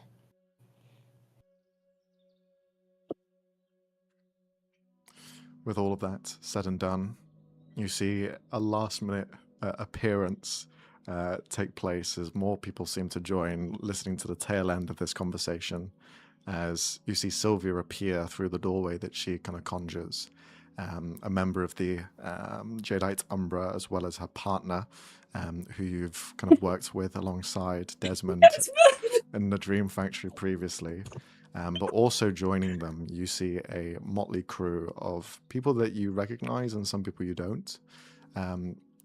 Two of them seem to be drow at the main forefront, and you see others sort of around them as well. From what you can understand, these seem to be Institute members who have arrived probably from elsewhere rather than this Institute. Wait, okay, no, you don't know that. Nothing! Okay, did a kid arrive? Yeah, he arrived alongside Zero and everyone else. He is now sporting a new sort of exoskeleton, something you've actually never seen before. But it's reminiscent to a sort of tiefling design, where he has the sort of tiefling horns rising up from the top. The rest of his body, the sort of like main core, is almost like dragon scales across the sides, painted in blacks and golds across the entire body. Mimicking what he looked like in real life previously before sort of losing his body over to Hunter, who is asleep alongside the other members. The only three that are awake are the ones mentioned. If he wasn't, Ben would be avoiding him like the plague. He'll approach a kiss. He is much taller than he was before. Now he's about 12 foot tall. Damn. Oh. He's actually taller than Ben. Damn.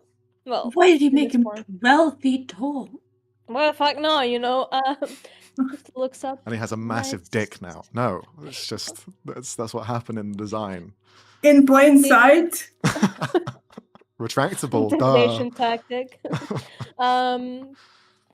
Nice new look. Thanks. Different, but feels real. How are you handling it? Not much different, I'll be honest. It's just getting used to the customs here. It's all a little different from what I'm used to, at least. With my rares and the rest. It's I good to see heard you. got dealt with. And what happened to the rest of them? Are they all gone? The last thing we saw is an explosion pulling into the soothsaying Nimbus. Fennel checked by hopping in and there was nothing there. So there is a possibility.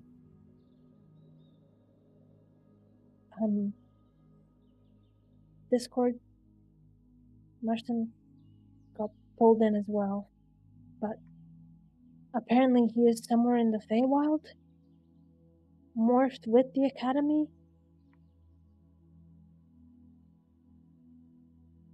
Let me see, he kind of Keeping doesn't it have there. expression, but he takes a step back. Fascinating. Terrifying. After this, I was thinking of going, but I wanted you to come along as well. Yes. I'd like to be there. Okay. Well, nothing like a stress test raiding the Dreamscape. Yeah. You see, he's focused on something else, but doesn't bring it up. Sorry for springing it on you. No, there's more I could add, but I don't want to spring it on you. Let's keep it for after this Yeah. then. Let's deal with one problem first. Would you like to meet everyone? No? Like, friend group at least? Not really. Cute shadow dog? I'm a cat guy. Well, hopefully we find the cat shadow. I just feel like I'm out of my depth here. I don't know anyone. I just know you and a little bit of your friends. Everyone else here is a bit of a stranger. I don't think you feel alone in that. Well, at least I'm not alone.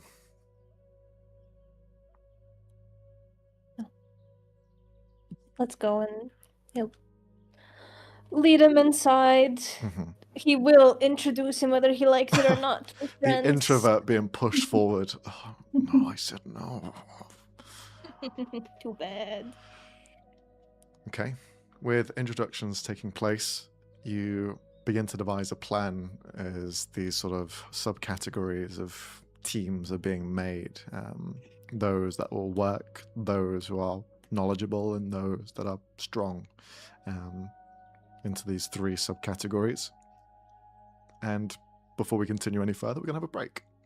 So we're going to have a quick 5-minute break, 5 to 10 minutes, as we organize ourselves and try and go through the amount of NPCs that are here and present. So many fucking people. Yeah. Good We'll see how luck, it Max. We have to stop making friends. This is too many. You need to start Yeah. killing these fuckers. We have to stop inviting Gilgamesh. them. Diplor. Maeve. Hey, why would you start that's with those the two? overpowered one. After we like deal with the Dreamscape, we line them up in order of usefulness and just the last. Then you like run Jesus out of bullets at one point. Like, oh, yeah, I guess we'll keep that many. All right. We'll be back in 5 minutes. Grab a drink, take care, and we'll be back. Bye! Bye. There it is. And we return back with a list of NPCs put together and ready to go. So, out of the nearing 50 NPCs, they have all gathered together in different spots. The plans and machinations are slowly starting to come into effect. You can see Vendolin as well as Talon are working together to sort of explain the situation of what's happening below, with Vendolin creating almost illusionary-based magic to show what the situation is, with Talon describing everything in vast detail. Meanwhile, some of the sort of more questionable individuals are trying to talk it out with some of the more authority-based individuals here. It seems that they're on a somewhat steady ground. They kind of understand where they're at, and they come to some agreement, sort of peace deal.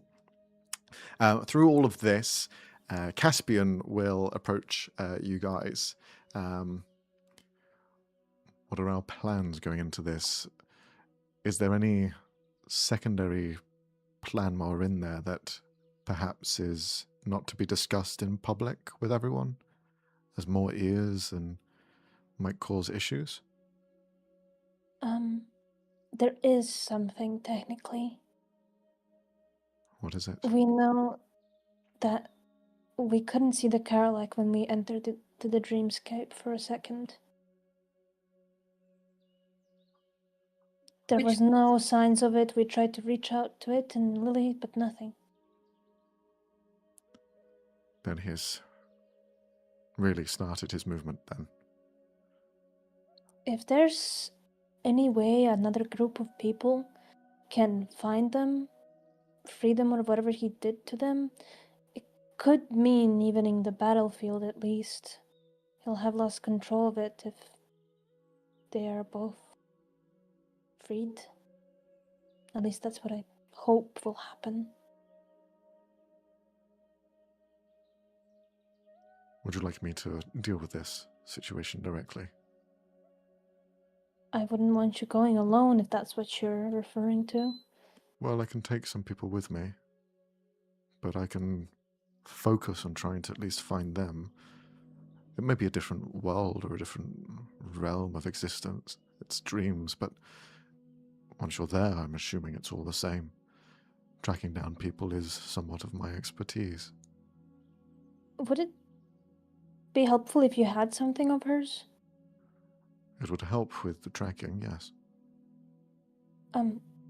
Thorn was given a gift by Lily. I don't know if she's willing to part with it, but if it means finding her, or you having an easier time finding her, then maybe ask her.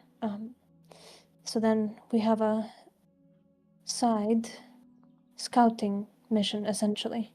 You and a couple of other people, while we are the main attraction, the bigger group. We'll try and find Kulu and his daughter. We'll try and free them, if they are under duress.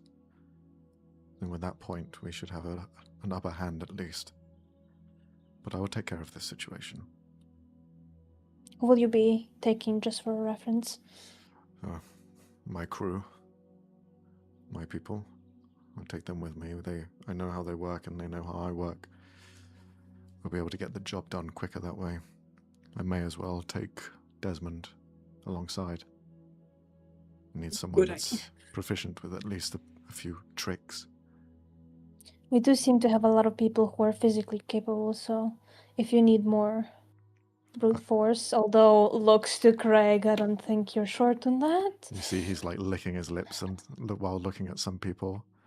He looks at Gilgamesh from Intense afar. eye And contact. he's just licking his lips. Let him try. That would be funny as well. Unbelievable. Okay. Alright. So then I entrust that with you. Yes. Do you think it's a good idea to have a third team as well, or?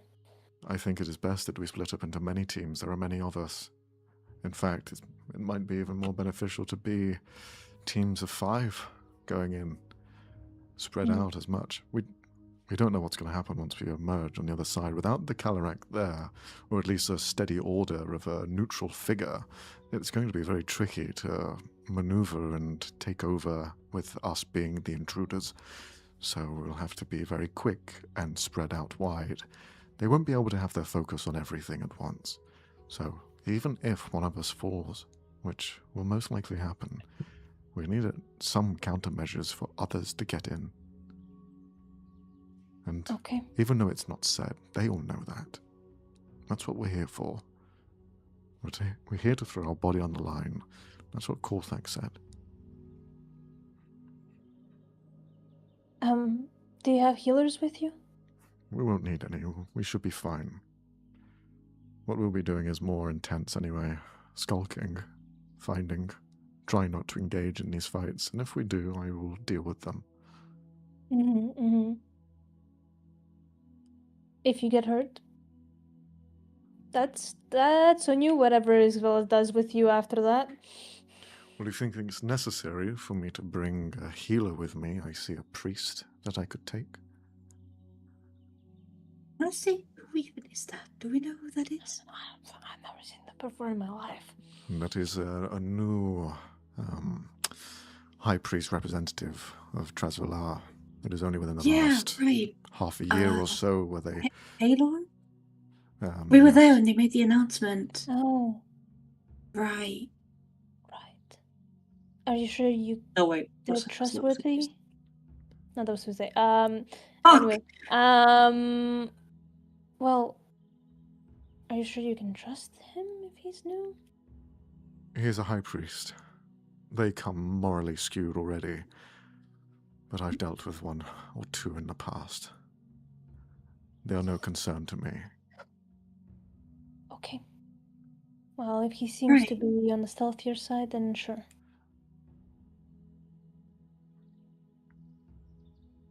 I will ask him.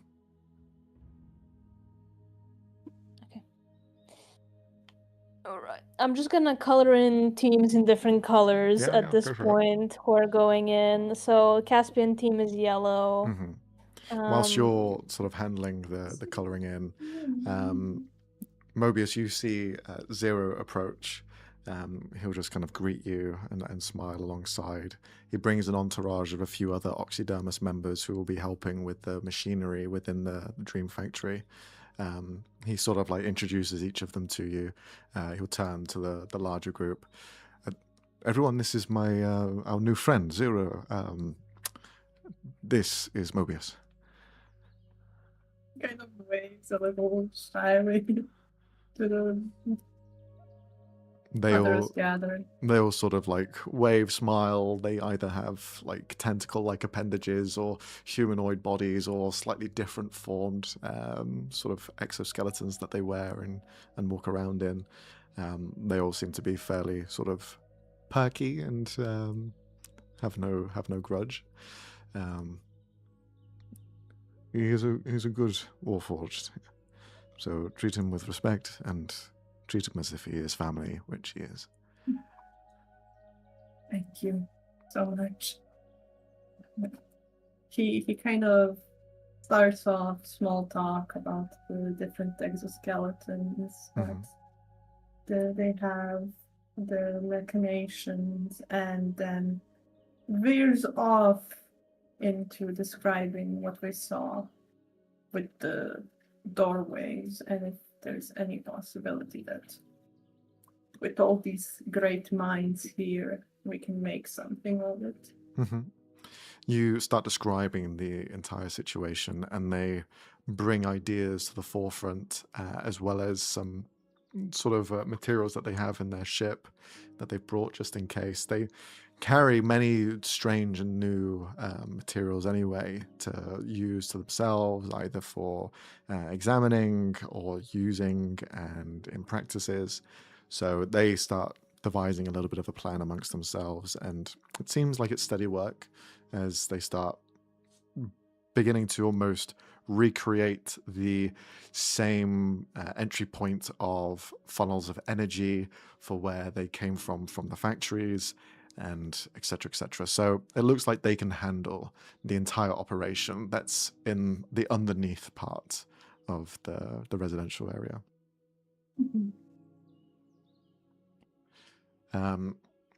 With all of this sort of on the way, Sienna, you also come across your sister. You see Theo is there as well, as the two of them are currently conversating, and then Antonio will go over to you. It is good to see you, Sienna. How are you? Everything okay? Yeah. exciting few weeks. I heard you've been to war? Yes, and as she says that, you can notice a couple of like new scars across her face too that go across her left cheek, and a couple of like scratches against her horns as well. But she just shrugs it off. Yes, nothing we can't deal with. Okay. You don't look like you weren't able to deal with it, though. Are you alright? Is that healing okay? Yes, being in a team full of healers, it is always beneficial. It just means that you are at the forefront a lot of the time. So you are the one taking the hits. And healing comes nicely. I won't complain there. But it does still take a toll. And it doesn't break the spirit. That still stays strong. And how are you with your practices? Every time I see you, you seem to be stronger. Yeah, I've had a lot of opportunity to mostly practice like scheming for change. We've been doing a lot of connection making, I guess. I think we're technically in politics now, which is a change. Well, it is get out of it as soon as you can. I intend to. I always knew that you had this potential, that you would do great things, Sienna. It's a spark in your eye that is clear as day. So I'm glad that you're pursuing these things and making a difference. Honestly, I wouldn't be here if it wasn't for you. I thought that perhaps this was all a bit of out of my depth, but seeing you here and knowing that family is at the forefront, how could I say no? We thank you for being here. We're taking everyone we can get. Not that you're just everyone, but you know what I mean. I know exactly what you mean. She'll just give you a hug. As Leonie's having a scare in her house. Someone slammed the door 3 times. Well, we didn't hear it on the mic. Oh, thank God. So it might just be in your head instead. Max. So mean. Okay. So mean. All right, fellas. How are we splitting up these teams? Because I'm assuming just because someone is knowledgeable on magic and is brute force doesn't mean they'll be going in. Correct. Well, we can honestly leave that to them, right? Yeah. They can sort that out amongst themselves. We can just tell them who we'd prefer to come with us in like the first hit. Yeah, and just the say rest like try to evenly sort yourselves. So have a healer in one group at least. Like group. Hi, Malcolm. I guess she wants to join as well. You are the least elegant cat on this earth. Anyway. Ignore the demon behind me. Yes, they should It's a little mix up long. so that every team has a healer, every team has someone who knows of magic, etc., etc. Mhm. Yes. And everybody gets a assigned warforged. Are we bringing Frankie with us because he does know his way around? Unless we do go with the idea of someone dreams, then he could go with the people who fall asleep and try and guide them. Okay, If so what that are we plan trying still first? happens. Are we trying the underground first, or are we trying the... Try both. I try both At the simultaneously. same time? To get the new space that you figured out set up, it will take some time. Even though you've got all of these like powerful and tech-savvy people, the whole system, the power that came in, it was all disrupted and had sort of broken away. So you're having to find repairs. You're having to do a bit of like testing as well. Not like the full thing, but just like small sparks to see if it's going to work. So that will take a bit more time. Meanwhile, the Dream Factory down below, the one that you had dismantled last time, that one is still all pretty much fully built. There isn't anything that's destroyed in it. It just needs to be activated again. So that one can be turned on with a flick of a switch. So there's a time element with one of them, but the other one is more free-flowing. So Do we want to go in waves then? You can do. You can send people in Yeah. first through the big one.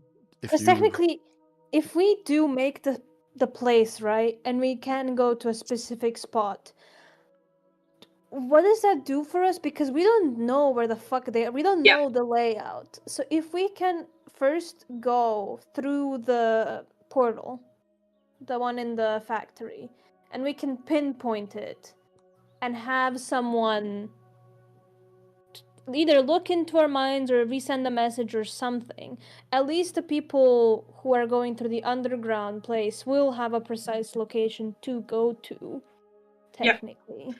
And if, Do we have any- shit hits the fan, they can just go through the normal one if the other one doesn't work Yeah. out. Do we have anyone who can communicate, who thinks they could communicate with us if we're in the dreamscape? So not asleep, but on a different plane. Can anyone communicate across planes? Key to it? communicate across planes from the dreamscape to reality. The not really. Frankie Okay. can. No one. Well, as no far as one we know, is- Cherry hasn't gotten back out. Yeah, the only thing is you don't Thank you, know mate. if communication from going in out is going to actually work, since no one has come back from dreaming. So maybe that doorway Melody? is completely closed. Oh, could Melody? Maybe. But it's something you need to test out and see if you can Yeah. push past it, because you don't know. You still Well, don't we- know if going into the dreamscape allows you to come back. That's the thing. Like, you don't know if the doorway is completely shut. So there may be something there that is causing a barrier where that information that people can't get through. So Hear me out, guys. 2 cups, a long piece of string.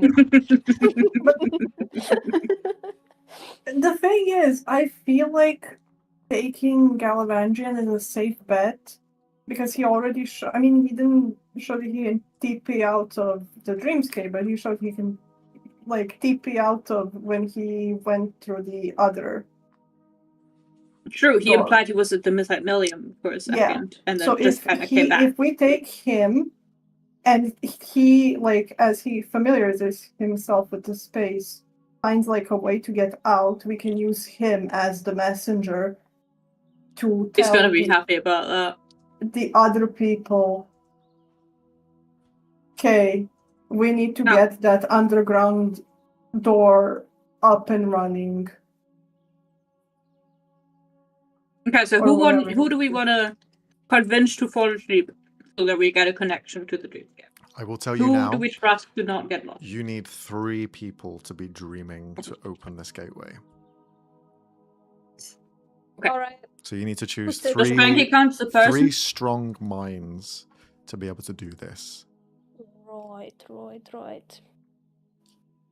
Who the fuck is a strong mind? You see Talon will pipe up. I can do it.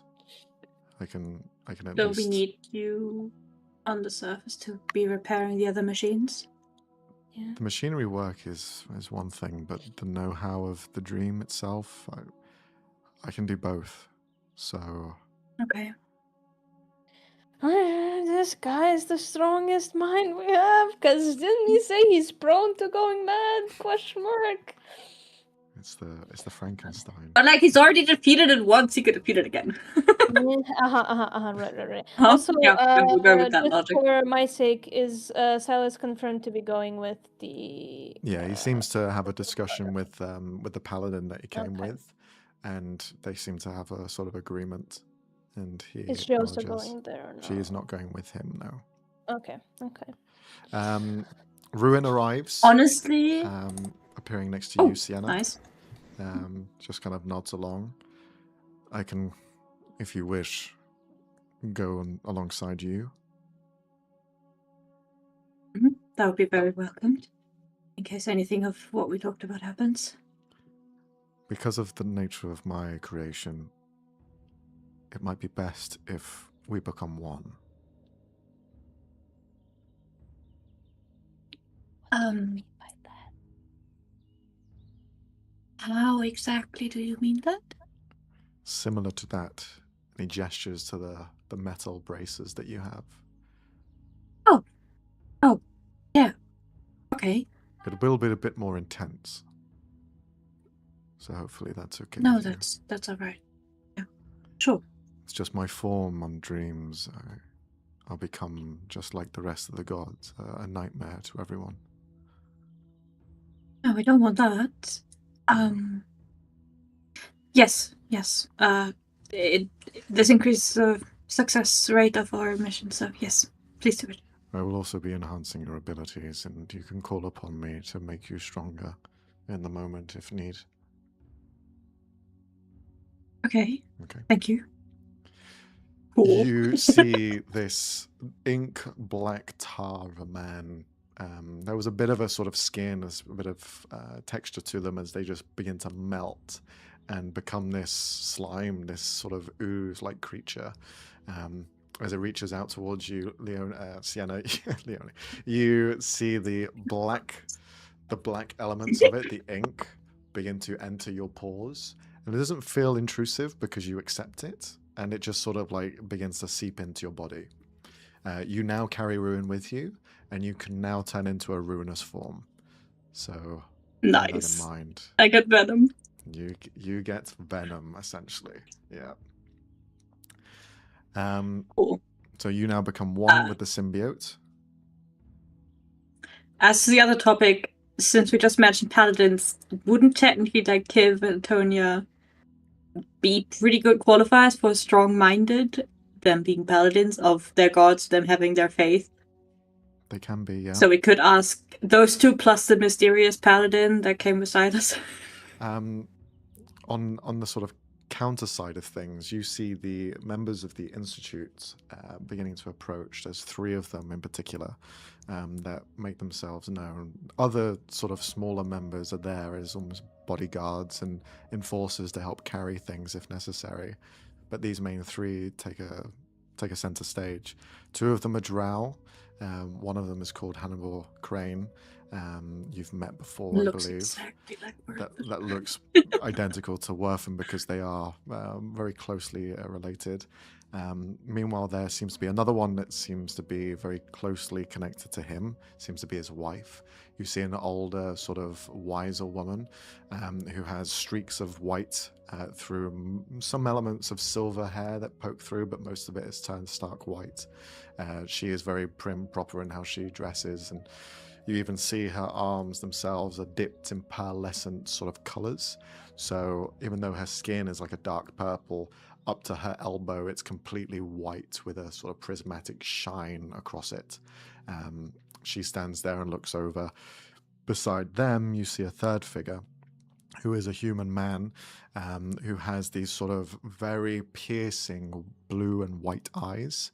They kind of like stare backwards at the rest of you, as he has a very sort of stern demeanor looking around and analyzing everyone. He seems to be in his 50s or so, and his name is Altos, as he just kind of looks around with 2 blades at his side. They are sais, as he just holds them to the side. The main one sort of approaching the group here, you see Elizabeth taking a step forward. Hello, I am a member of the Institute. I understand that there will be a need for people going in and others using their mind to open this gateway. I am happy with either. I do not possess abilities to cast spells, as you have put us in these groups, but I have the knowledge and know-how to avoid them if necessary. My mind is quite a strong tool, but I don't know if you prefer me to be in the fray or stand aside and open the gate. But as far as we know, the people who go asleep voluntarily should still be able to interfere with what's happening. Your consciousness will still be in dream, in theory. So if you are willing to do that and help us open the portal, you could still find a way to actively contribute anyway. But anyway, we'd appreciate if you'd be willing to do that. Then I will do that. I'll be one of the members to open the gateway for you, and hopefully on the other side I can give a little bit of an extra help. And she looks over towards her husband, who you see he kind of like gives a stern nod. And I am quite powerful and used to getting in a scrap, so if you need me as a physical enforcer, Just tell me where to go and I'll make sure holes are made. Understood. Perfect. If you could maybe be with the group that goes in second, once you have the secondary point activated, that would be perfect.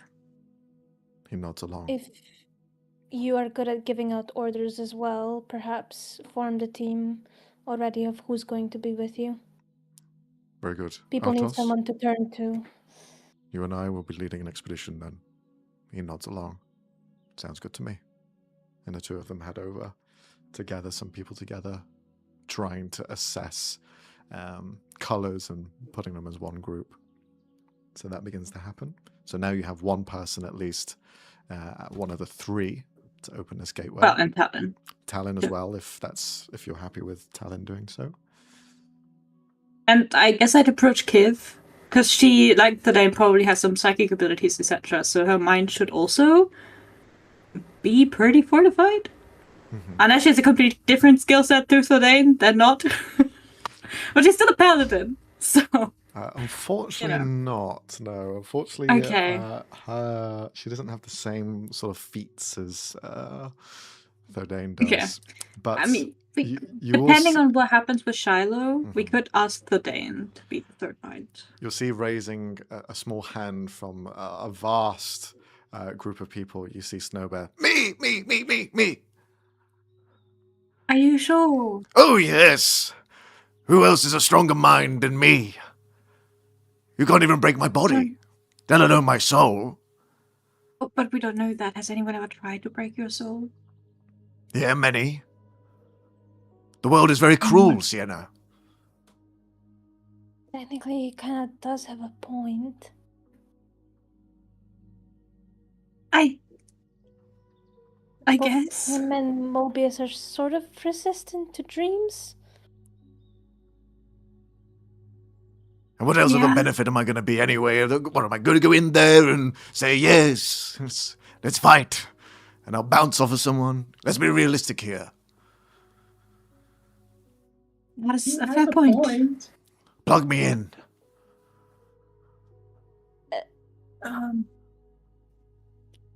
Okay. That's what you're There's doing, right? no- You're plugging? I have no idea. Ask Talon. Talon! As he starts walking off. I'm another one! And he just runs over towards. So now I'm you have sure that's a good idea. Talon, Elizabeth, and Snowbear. Three of them. That's... Okay, I feel good about one of those people, and that's the stranger we don't know. Talon, the Fractured Mind, Snowbear, a Teddy Bear, and this woman of the Institute. You said at least 3, right? We can put more people. You can put more. There is more rigging to put more people if you think that it's necessary. At the moment, you've got those 3. Okay. You can have up would to say- 5. Do we put our trust in these 3?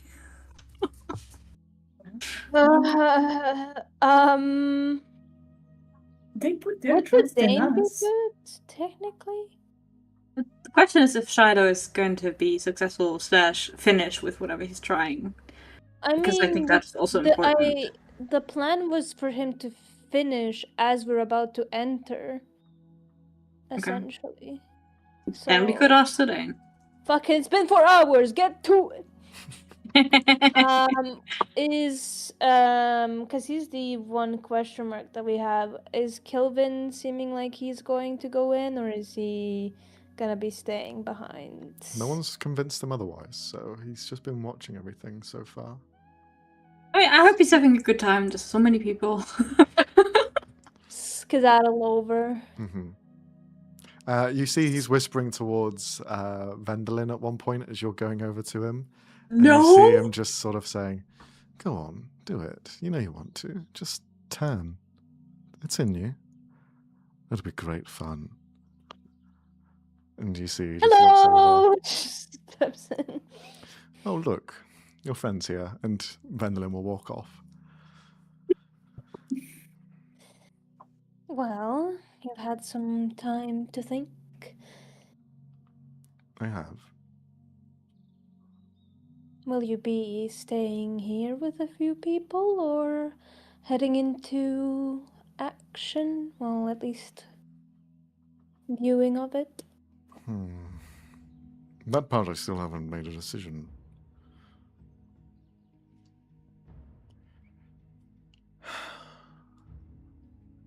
You know, I've never dreamed before.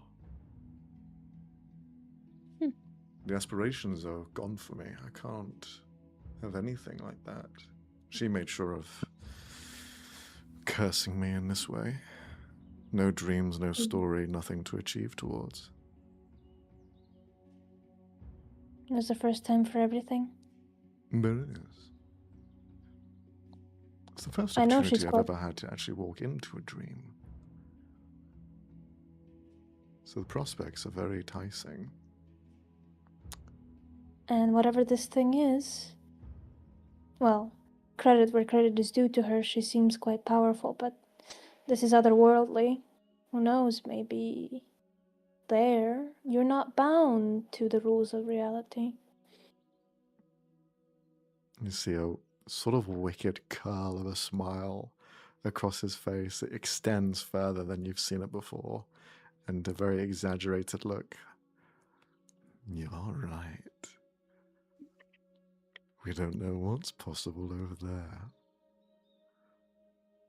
Did I manage to entice you then? You always have a way with words, Veneno. Oh, thank you. Perhaps I try. after this, if all goes well, I can give you the goldfish for a while. Can't promise I'll return it. I can't promise I'll give a shit. You're funny. Alright. Well, there is possibly 3 waves of people going in. Up to you when you want to go.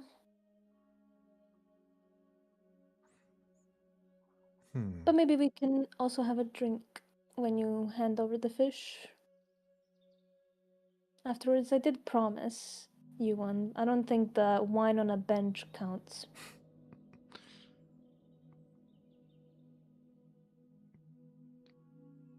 When it's all done, we'll be sure to have more than just a drink.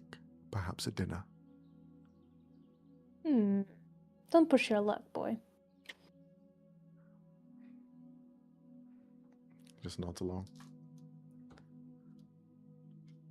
Walk off.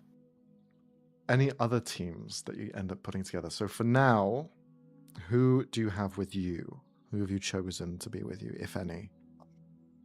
Zuna. Gilgamesh, because we don't trust him otherwise. Yep. On a leash. Presuming Gilgamesh is going, that means Diplor and Maeve are coming. Maeve. Yeah. Again, cannot be trusted to be alone. Frankie. Galavandrin, if you will. Galavandrin, if he will, yes. Feline. Thorn, obviously. Do we want to bring anyone else? Do we want to bring more of the magic knowledge guys, question mark? Or more brute force? I mean, I feel like most of we are brute force. Yeah, that's very Yeah. true. Yeah. But the 3 of us are, like, Mobius falls on attack, but the 3 of us are kind of also just brute force. So, Do we want to bring Benjamin? I don't think so. This is just trauma pure for him. He doesn't need that. There's gonna be trouble for Thor and everyone else too. I know. If I had a choice, I would not be bringing Thorn, okay? I mean, I guess it's up to him, really. True. Who in particular? Benjamin. Benjamin. Because we know Shiloh's not going. Because spy stuff. Sure. We don't fucking trust him. Benjamin is there to see through that Thorn is okay. So he's there to follow wherever she goes. Very sort of Big Brother style. So he's going to be most likely with you guys if she's going with you. Okay. I think that's enough for our team then. We should probably leave others too. we want create to the bring Yeah. Gwendolyn for no Uh, reason because you don't know just who he like, is, but Ruin is also with us. Yeah. So let me also mark him off. well, he can't go anywhere. I'm not sure. A kiss. Do we want to bring him with us? I feel like Why? he trusts Ven the most. I don't know how he'll get along with everyone else, realistically speaking. Ven will ask, we don't have to repeat, but he'll ask, like, do you want to come with me? Or are you okay with going with others? He's happy with going up with other people. He doesn't really mind. Okay. Alright. He'll get to be an extrovert for the day. Okay. Then I think everyone else can split between another team. Mm-hmm. So we have Ooh. so we're gonna have our team, Caspian's team, then Hannibal's team. Yeah. And are we doing Sylvia's team as well? I'm assuming she's gonna be the Yeah, she's going to have another team that I'm just putting together now. Yeah, okay. Then Hannibal and literally then- went to all the most powerful people he saw in the place and was like, "You're in my team." Oh He- god. He was just like, This is like "Cortex, on the you're with playground me." who's gonna get picked last. He literally just like looked around and went, "I'm not fucking around. You're coming with me." Yeah. And just like gathering these people together. Kelvin. Who is gonna I go thought he's with? going with us. Isn't he coming with us? Well, he Does he wanna said come with he's going us? in. He hasn't said who he's going with. Yeah, but And imagine gave the him fun he's the going to have with the first ones who are going in, like, Yeah. and also us, since we tend to be very chaotic and do just bullshit. stoking him like, oh no, you won't get to see the beginning of the story. Oh, Yeah, and imagine we shut finish before any of up. the others can get there. What are you going to do That would then? be You're gonna miss so all of it. awful. Just both Sienna and Ben next to him, just tossing him into it. I mean, Sienna doesn't even want this guy to go with us, but I'm Well, just to like, be fair, come on. is it also better to have him in our sights than to not have him in our sights? True. That is a good point. Keep your friends close, but the enemies Enemies closer.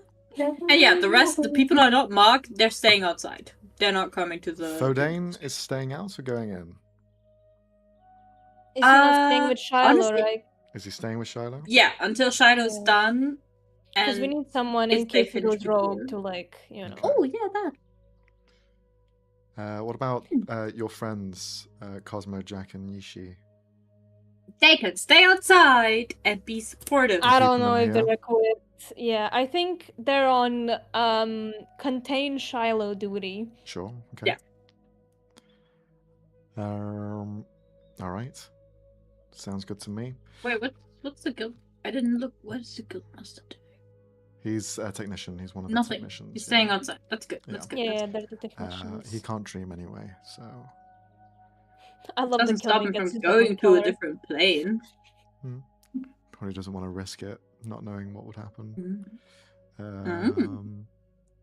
Kilvin, how are these teams? We got 4, 5, and 4, 5. So both 5 and 5. He'll go with. Should we put him in this? I kind of want him to go with Caspian so he can behave. Caspian's just gonna fucking. That is make not him a good sit idea. Down. He's gonna get on the I'm- team that doesn't have Vendlin because that would be too weird. Yeah. Also, it would be a problem if he keeps picking on him, which is not the right word. But... All right, so down below, I'm gonna put them into these groups, just so we have them marked. Okay, and what's the plan with you guys? Are you planning to go into the second wave, the third wave, going through the new entrance, going through the first One. entrance, First charge. first So charge? the idea is we get in there and we scout out the place, and by the time, hopefully, the other portal is opened up, the one that can teleport to a more specific place, Yeah. and we can give them the information of the specific place and where to go. Who do you want I that feel to like be? that should be the most Hannibal's team. Hannibal's team, the heavy hitters, the Yeah. absolutely will annihilate you team. Yeah. Okay. Which is wild that he's bringing Worthing, by the way. I feel Insane like choice. Caspian should go in after us in this portal, his team, because Yeah. the sooner we get Lily and Kuan, oh my god, I cannot with all of these names. Up and awake. That I mean, one. awake quotation mark. Awake. The better for us, so we shouldn't dilly-dally with that, especially. Yeah, they should go in at the same time as us, essentially. Yeah, Okay. yeah, or like right after us, just in case some fuckery happens once we go in. And Yeah. then on the second one is the Hannibal team and Sylvia's team right after, I suppose. Okay. Yeah. Let me just finish up with the sort of organizing here, and then we'll go into it. So we have Frankie, Zuna, Thorn, Benjamin, Diplor, Gilgamesh, Ruin, We're with Feline, all the ex-criminals except for Galavandrian, she's and the Maeve. bubble roll. Oh my god, you got Maeve with you as well. You guys are so strange, man. Why would you want her with you? Well, we kind of took into Where else account are we gonna that put them? Gil, Maeve, and Diplor wouldn't want to separate, so that's why we're bringing them all together. Okay. Also, imagine us we need going, to keep okay, an how eye about on you guys them. go with Korthag? Like, imagine how that's gonna go over. If we're like, so Gilgamesh, how about you team up with the leader of Trosvala? I mean, to How be fair, does we also that have sound? Feline in our group, which I don't think that's also. She's less confrontational than Korthag, so I think. But Kordak already said we're putting our differences aside this time. True. Yeah. We're fighting doesn't for the mean good the of the tensions whole are- realm. It also doesn't mean I trust Gilgamesh suddenly. Well, of course you don't trust him to fuck us over the Gilgamesh, first opportunity he gets. but dude can disintegrate people with a, like, of course And you we want know him for on your side. certain that he hates Siren, so. We have his boyfriend on our team. He's coming with us. Yep. We have the Yeah, most guarantee they- that he's not going to go apeshit insane because he's going to be busy staring pathetically at Fennel the entire time. Every time he feels like he's going astray, just looks at Fennel's ass. Oh, I got it. Okay, it's fine.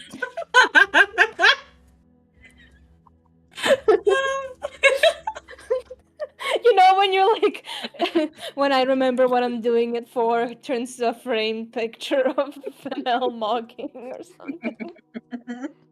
Doing it for Of him. this madness. What I'm fighting for. Okay. We'll do it this way. So, as far as I understand it, you guys are going in first, alongside another team, which is Caspian's team, Yes. and splitting off to find allies if there are any, and you guys Yes. to find where the source of all of this is coming from. And Then, important locations. yeah, and Yes. important locations, trying to understand the bait. You guys are the first people to make contact. Yes. With that, who is the second wave? And where is the second wave coming from? It's coming from the same factory as you guys? No. I believe the second wave should come from the down below portal if it is ready by then. Yes. Because we'll try to give them information about where to specifically teleport to so they don't have to waste time trying to find their way about it. Then we'll say if you do not hear from us and the portal is activated and it's past like maybe 4 hours, it's like you feel like you are getting tired, just go in, don't wait for us, but Sure. Yeah. give us a time frame to let you know. All right.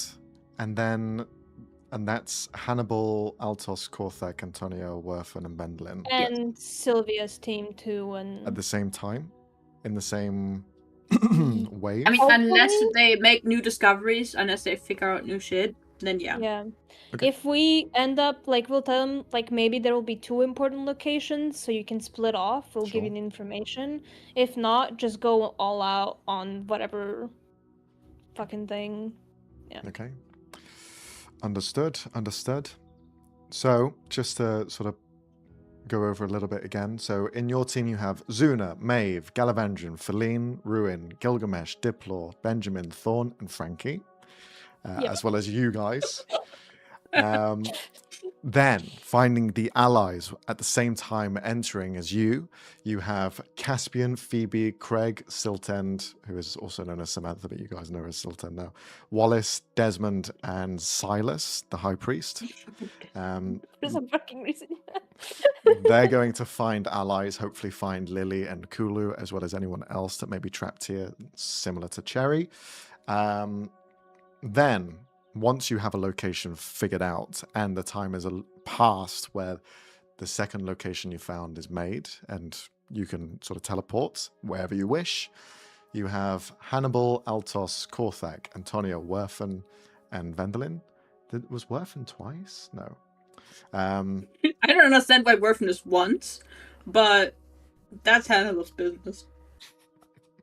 So you have those 6 on standby, waiting to teleport in as the heavy hitters. And then as a secondary team to do the same, you have Kilvin, Kivli, Sylvia, Nasalia, who is the other sort of paladin, Harold, the vampire, and Akis. So you have this also second group to jump in. With all of this staging and planning made, you head down into the Dream Factory.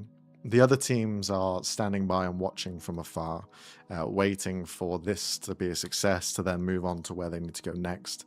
But whilst everyone is going away, you spend some time waiting to see what comes out of the situation between Thorn, Shiloh, and Thodane, since they are still entering this sort of dreamscape side of things. After about an hour and a half, 2 hours of diving in and trying to piece together something, you see everyone emerges out from the dark room. Thorn isn't Thorn anymore. You see them as the large, intimidating Wrath as they begin to just walk through, the tiger, pink-furred, large, hulking figure just stepping through and just grunting as he walks out of sight. Meanwhile, you have Shiloh and Thodane there just kind of looking at each other slightly and looking at you guys. Thodane will speak up. Okay, I think we know now where to go to, but it's a bit of a maze. We came across something which didn't really make sense, but really, if you put one on one together, it kind of does. The Calorek was everywhere. Before this, they were always present. It looks like someone is taking their place altogether. We couldn't find where the Calorek was, so we don't know what's happened to them. But now, lurking in the dreams is a serpentine creature that you guys have seen already. This thing, it seems to be Thorn's friend, twisted and made into this. So you can imagine she wasn't too happy about that. But it seems that at the very core of where all of these snakes come from is the twisted lab that we just couldn't get past. We don't know how thick, how close, how far in you have to go, but you'll have to be getting in between all of the snakes to find where they all gather together, and that'll be the point in where this lab is. Everywhere else, everyone in dreams, they seem to be under some sort of spell. Snakes staring into dream bubbles and just holding them at bay, freezing them in space.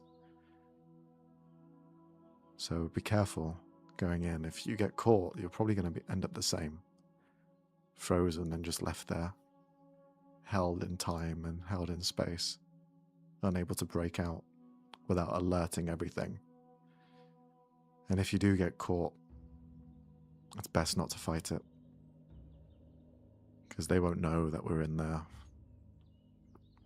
So this would need to be something that's shared with everyone. Shiloh will speak up, and I could feel him inside of that center mass of this monstrosity. He's hiding there, hiding in his own creation. He's doing something, and he seemed to be calling out to something on the other side. I don't quite understand what it was, but I had the feeling of a superior. Perhaps someone he works for, someone he works under. All of this for that, for them. 2 names. I could hear 2 names. One of them makes sense. The other one, I didn't quite know who it was. They mentioned the Everlight, which I think that was already known as him being an influence of that. But also someone called Lazille.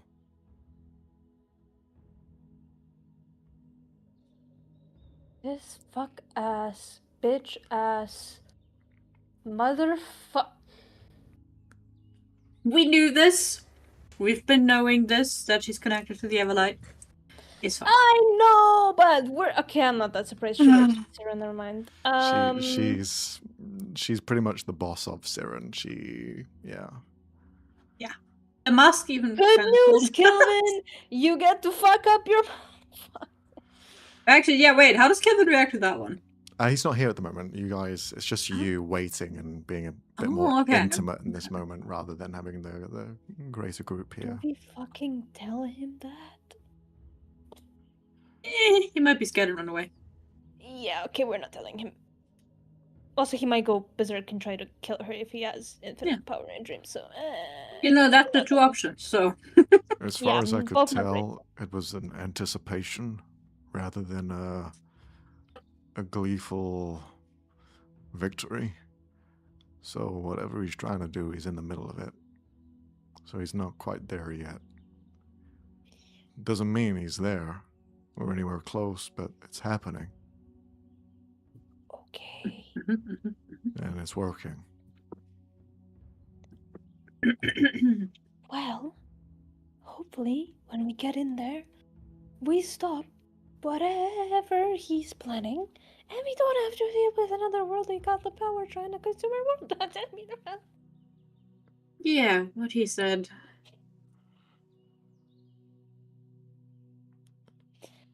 So, let's just hope for the best. But thank you for doing this. I know it wasn't easy. Well, it was easier for me than it was for Thorn. But then Wrath came in and took the punches. Made sure that we did the right thing. So, yeah, I understand if you want me here. Yeah, I know you probably want your revenge just as much as everyone who's been hurt by him, but we can't risk it. I'm in a long line and I'm not selfish.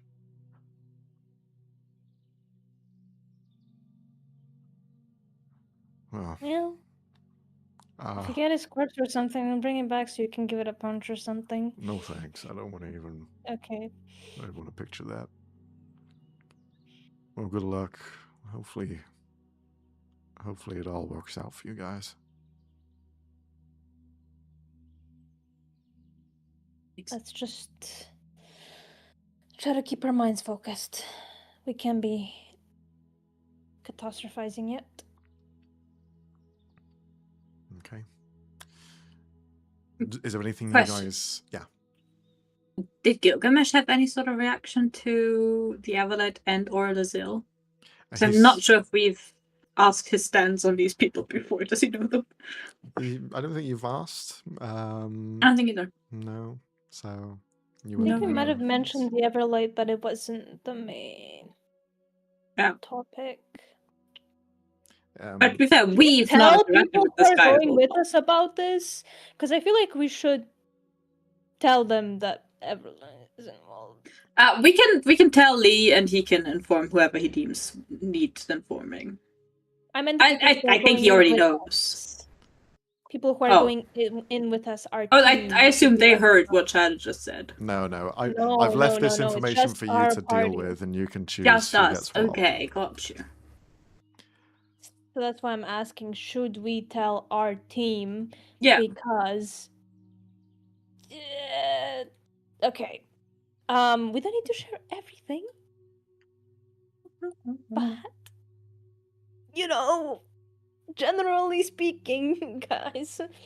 So it's Benjamin, Diplor, Gilgamesh, Maeve, Galavandrian, Feline, Zuna. Okay. Fennel, translate. Okay. So,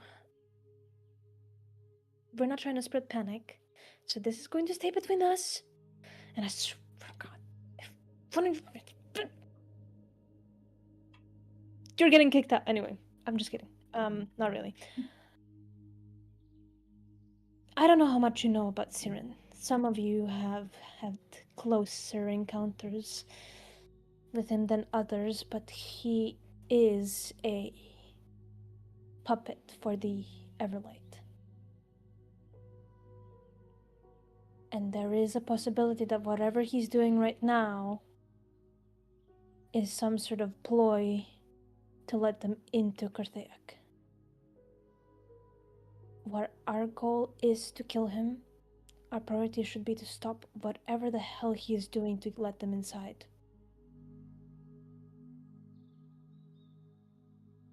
Because if that happens, we're all pretty much goners. They were not along with not much else to say.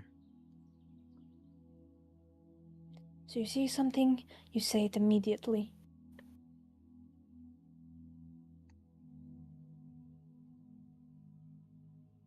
If it gets out of hand, we can alert the others, but for now, this stays within this group. All of this translated it over towards Zuna. There is a little bit of a question mark that begins to sort of spark, and you see that Galavandrian in particular probably notices a different essence from her. What of her? How will she be affected by going into dreams? She isn't from this world. We're not sure, but it would be good to have someone who isn't of this world with us, in case there's a doorway or anything that can only be manipulated by them.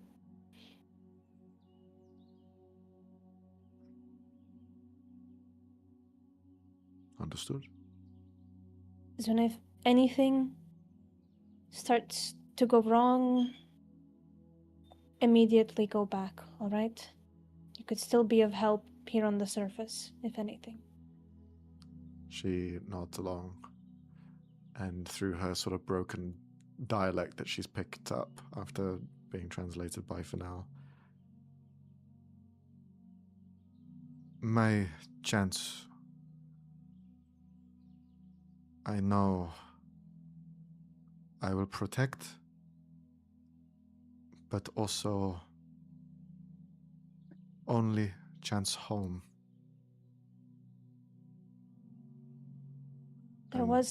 She just nods and smiles. There was a door in the under part of the city that seemed to have been leading to the other world as well. I can't seem to interact with it, but it could be another way.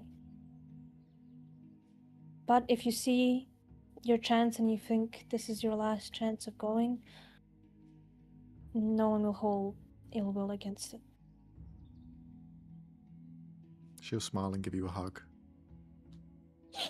I hug her back.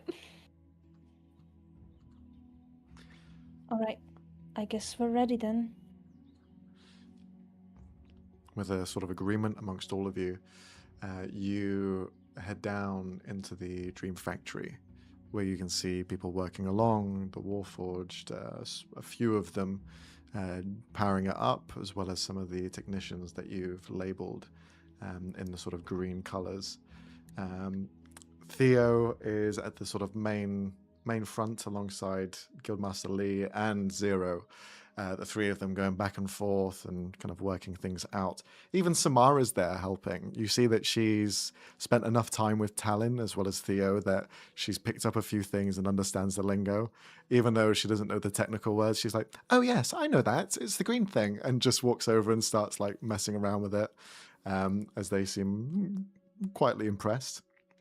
As the four of them are working together, you then see the new devices that have been put together. Originally in this dream factory that is all white and pristine, there were elements of people being held within a stasis, within a sort of tube and contained, and their minds subjected to endless usage to dream and sleep forever to create the portal on the other side. For Mobius, this is the first time you're seeing it, and everything is very sterile, very clean, very almost skin-curdling in a sense that you can feel the amount of pain that's been in this place and the horrors that have been subjected to it. And then you see the silver-lined sort of archway that is here, a huge arch that has been formed and meets a equally silver-lined wall at the back. It is seemingly inert, but all of the cabling, all of these tubes connect to the bridging and this sort of archway. Many of the cables reaching 3 seats with 3 hats. These sort of like bucket-like helmets that have a complete visor that go over and hold themselves and lock themselves in place onto the head. You see the first one to sit down, being used to this technology, is Talon. He takes the chair, places it over his head, and you just see a vice grips around his neck and holds itself on top. As the visor comes down, you see it begins to illuminate this sort of orange-like sheen across the visor at the front, as this energy begins to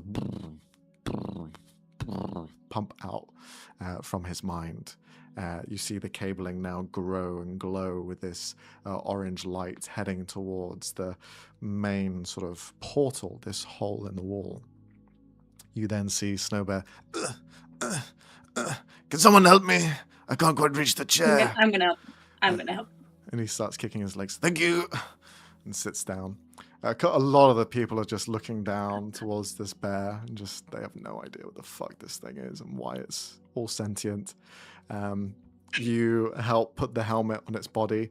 You even see, because there are magical runes emblazed within the helmet, that it shrinks to size and just like place itself over his head and neck. You see it lock in. Ooh, kinky!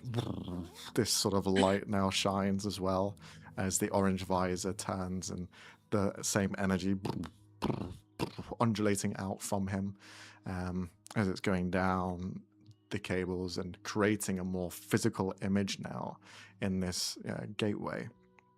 And then the third person to sit down you see is the drow woman Elizabeth, as she takes her seat.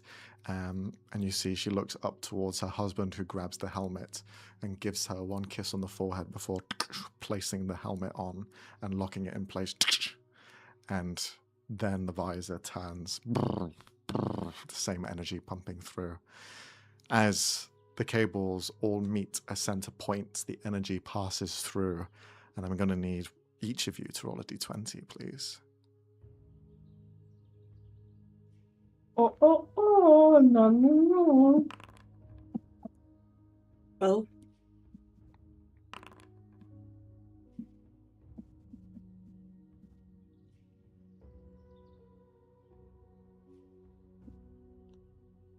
12, 13,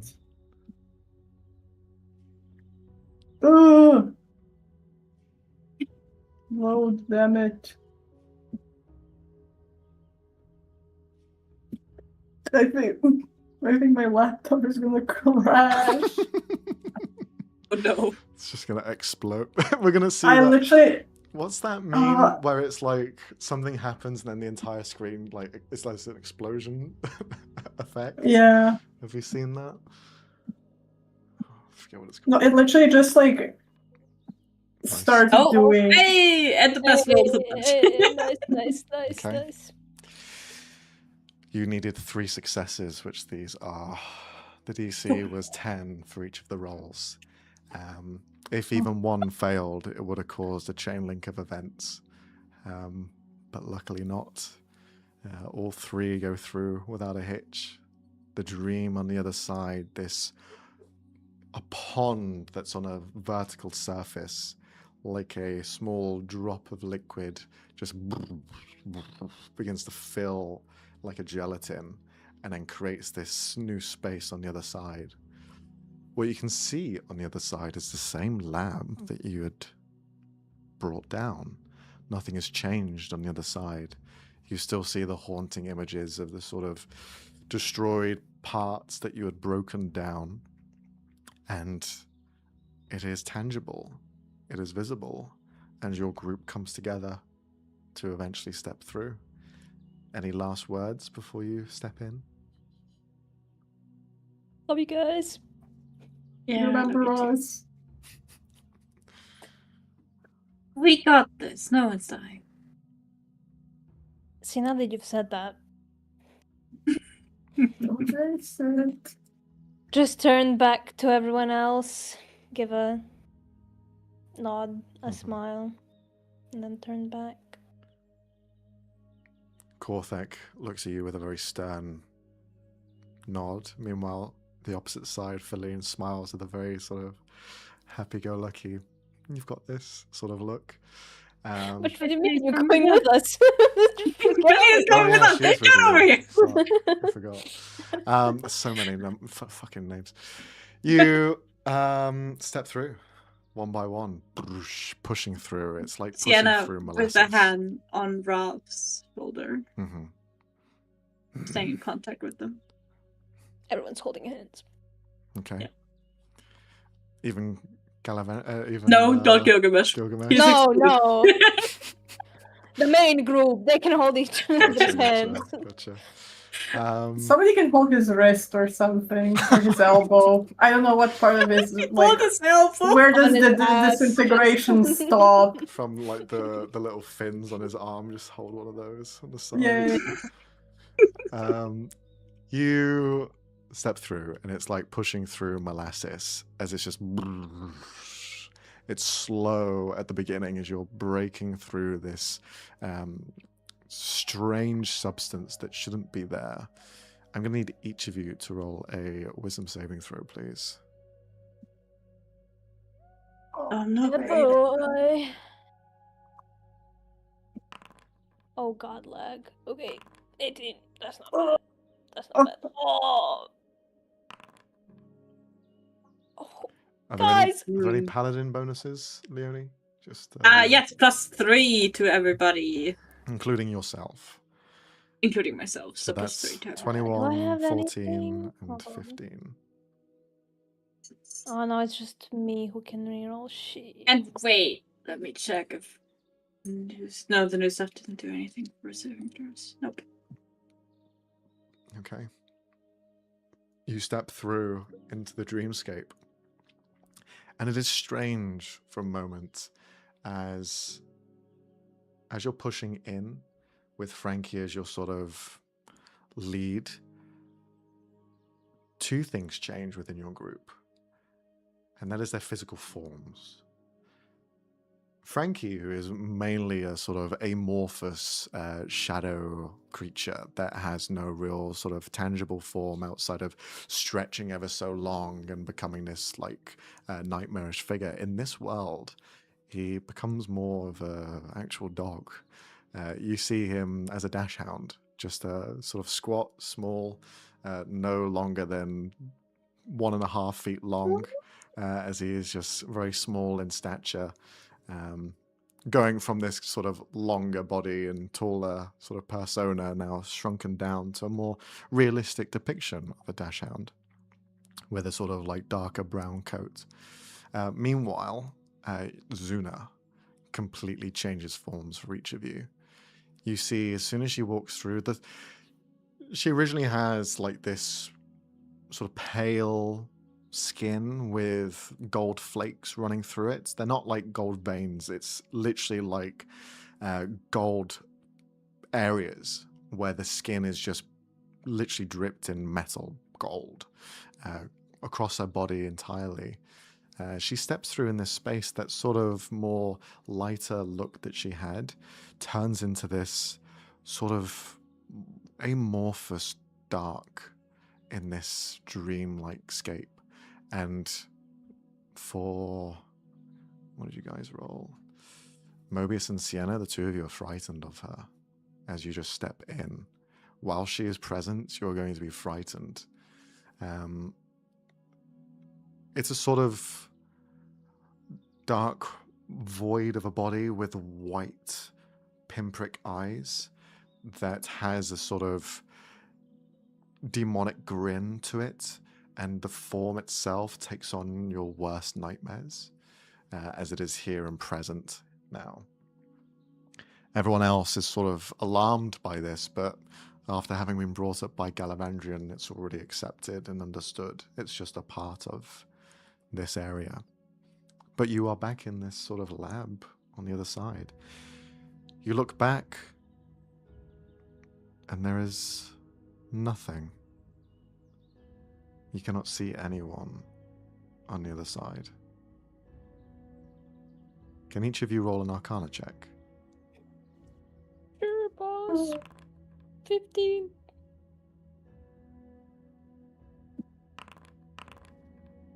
No, it's not your day. Wait, why are you rolling with disadvantage? Because I'm frightened. Does Oh, wait, Frighten are give we- you ability check? Frightened gives me disadvantages? disadvantage on attack rolls and ability checks if if the thing I'm frightened of is Damn. within vicinity. Yeah. Okay. Oh, I thought that was And just like you're attacking against them. What? Nope. Attacks and So ability be checks fair. if I have line of sight. It's the Oh. true like Look Scooby-Doo. away. Yikes! God. What? Fuck. But I rolled 17 before this. I just rolled it once again to see like which With your like the lower score I'll take. So with your it's gonna be combined 7. knowledge and solid rolls from both Ven and Mobius, sorry, Sienna, you understand that, well, to get to this side, sure, you need 3 people dreaming. But to get back, you'll need the same. On this side. And you can see the equipment is all put together, but you'd also destroyed elements of it as well. So if you want to go back, you got to find a way to fix this thing, as well as choose 3 people to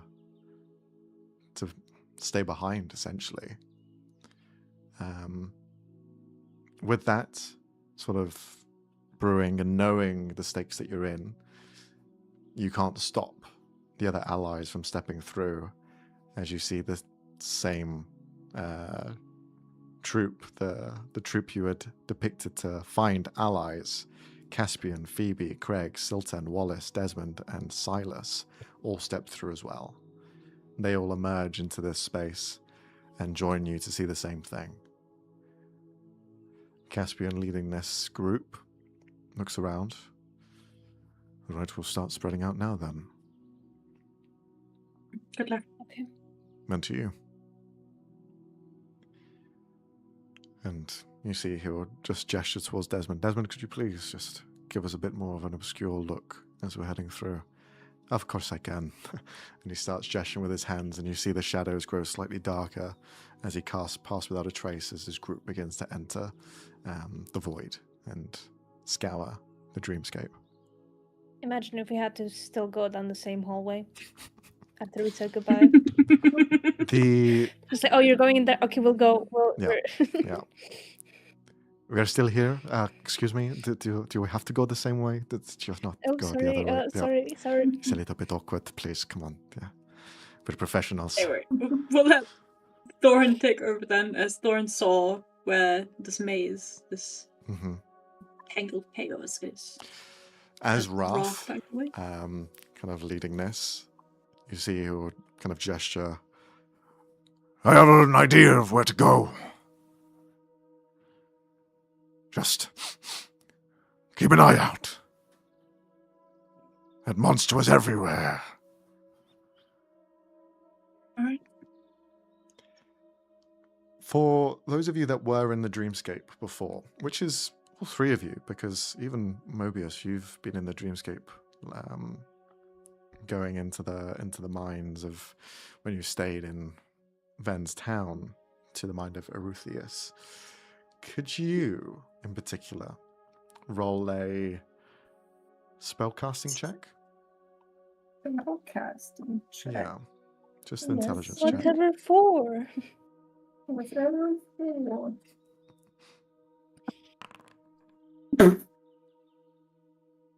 Nice. Okay. Very nice. Very nice. You feel this sort of... It's a weird feeling that's coming from inside you.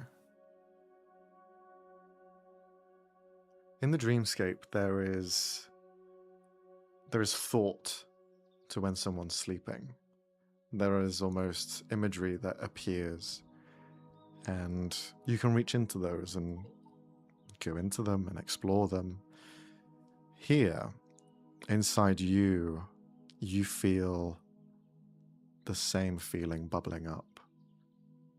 You've been told before that there is almost 3 elements of you put together, and you feel 3 dreams beginning to bubble away.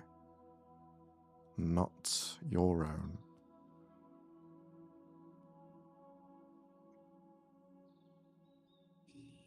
Excuse me? Cool. When you say bubble away, Literally, from your matrix, you see just bubbles emerging.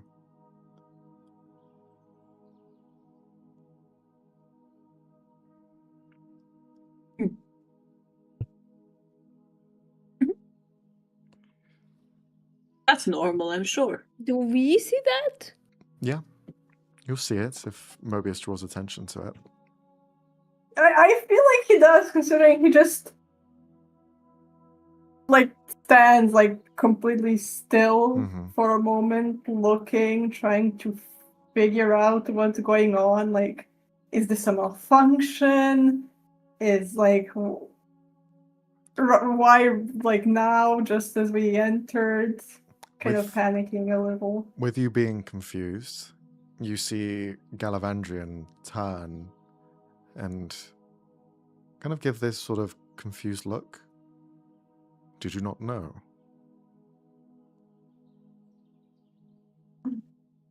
I mean, I was aware that 3 different components were used to make my matrix, but I don't know how it would react in the Dreamscape. He'll walk up and his hand will kind of reach up and hover above your matrix.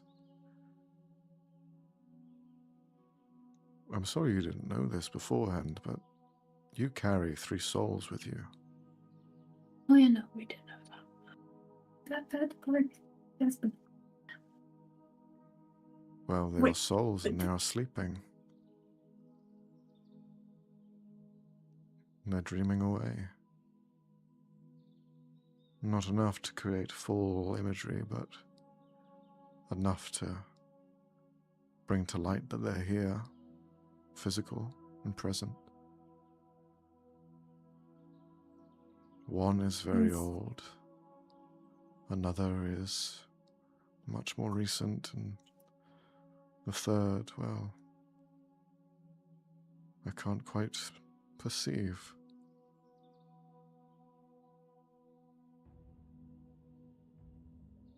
sounds like a problem, considering everything else you can do. I would not think it's a problem. It's just not something that I've experienced. Well, do you think it's going to be more of a hindrance or a help? Has it caused any hindrances to you as of yet? Does it, DM? Do I feel any different? No, you feel the same as before. No. No, just surprised me a little.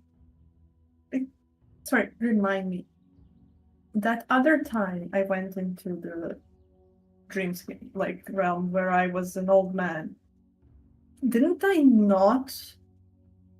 didn't I have memory problems after that? Like, didn't I not remember that whole During that thing? moment where you were a human man, you didn't know about being Mobius. You didn't know who you were at that time. But then afterwards, it was kind of like a, whoa. I had feelings in my fingers. I could breathe. Okay. Just because, sorry, I forgot if No, of I course. have memory of it.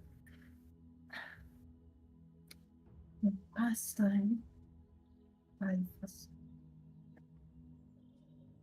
an old man, I guess. I turned human, let's say. I don't know if that was a manifestation of one of them or something else entirely. But I don't think the, let's call them others, reacted.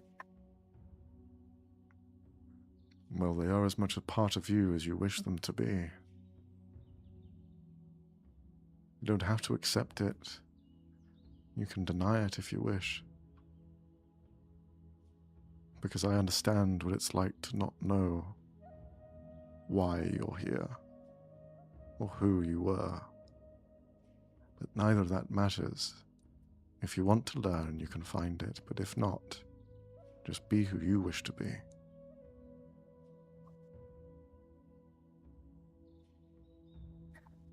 Wise words. Thank you. Many millennia of experience.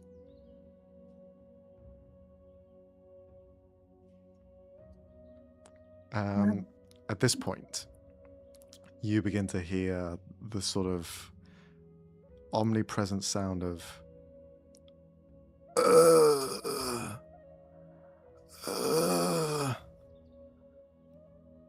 Snowbear? Sienna, Hey, where are you? you okay? We made it to the Dreamscape. You did good. I am. Yeah. Is this what feeling high feels like? I wouldn't know. Whoa. I've never been high.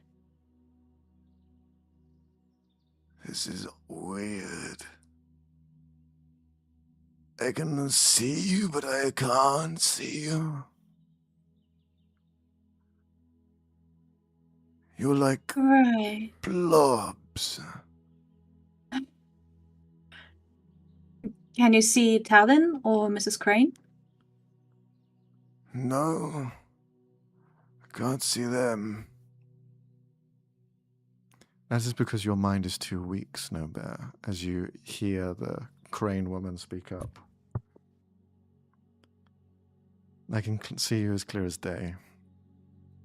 You seem to be heading in the right direction. But be aware, outside of this room you have 3 of those snakes swimming by. Try to avoid their detection. We can conjure things around you to help moving forward, as there will be a lot of open space to navigate. Tell us what you want, what you need, and we'll make it.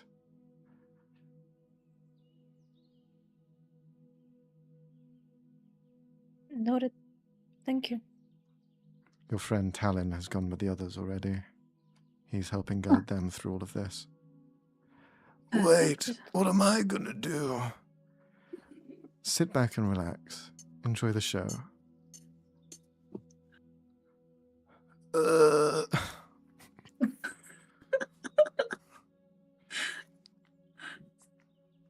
You head down one of the few hallways that are here.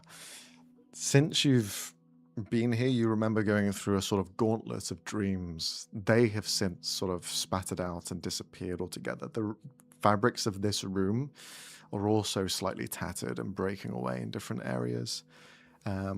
It's almost like this area was the most fortified, whilst everything else is sort of stringing out and becoming just loose fabrics of reality, becoming the essence of dream and an amorphous material that just swims around you. So as you end up going to one of the sort of side hallways out of here, you see it begin to twist and turn, and you have to sort of spiral upwards. As you begin to see this huge, almost train of scales just swim through and snake out. It just continues and continues and continues, almost indefinitely, until eventually it shifts upwards and moves out. Everywhere you look, outside the confines of this closed room, you can see pockets of dreams that have been snuffed into these smaller, tighter bubbles, all of them leaving space for this huge reptile to swim throughout. And essentially you see just hundreds and hundreds of these snake-like heads, close and far away, as far as the eye can see. And because these dreams have been pushed together into these tinier bubbles, you can now see clear as day. Not even the clearest day can describe how much you can truly see ahead of you, as it is an endless, endless line where darkness doesn't seem to hold, and you just see these wrapped around snakes all around at different points, and it is intimidating, to say the least. Within it, I'd like each of you to roll a perception check at advantage. So those of you who are frightened, a straight roll. Mamma mia. Perception, you said? Mm-hmm. Perception. Oh, nat 20! That's my third Let's one this go! session, bro. Damn. Nat 20. Nice. With a nat 20, you see that all of these snakes come from one place in particular. Deep down towards the epicenter of where they come from, you just see this like a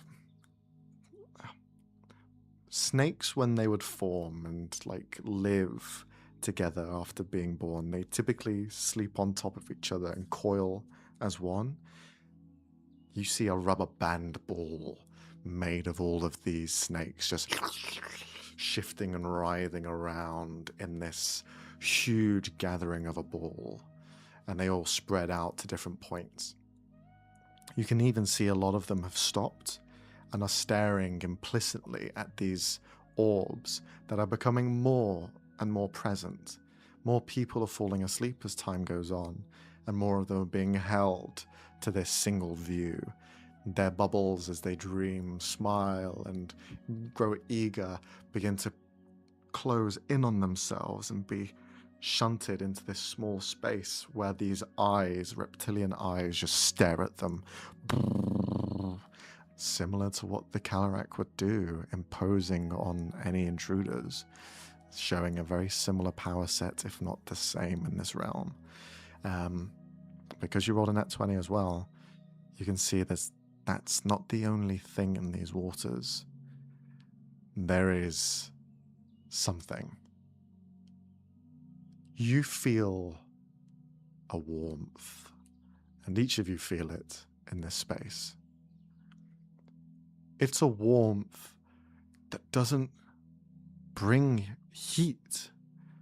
It instead causes the hairs on your arms to shudder as you feel cold in that heat.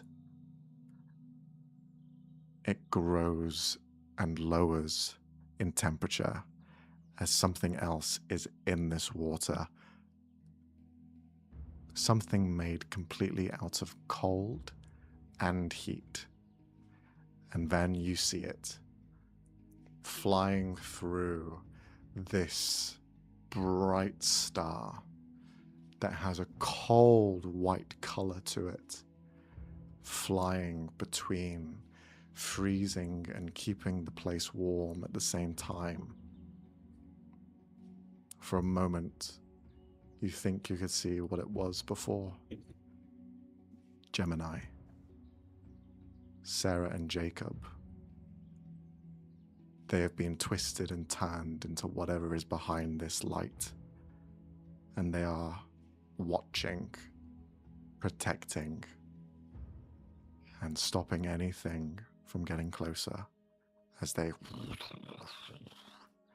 like a chaotic light, bouncing between everything. I knew we weren't supposed to let them go, son of a bitch. Since session 1 of chapter 1, this is Did they get immediately yoinked? pretty much not long after. If you would have tried to follow them, you would have seen them getting pulled away. And that's why any communication with them, if you have tried, which I think was once or twice, has never worked.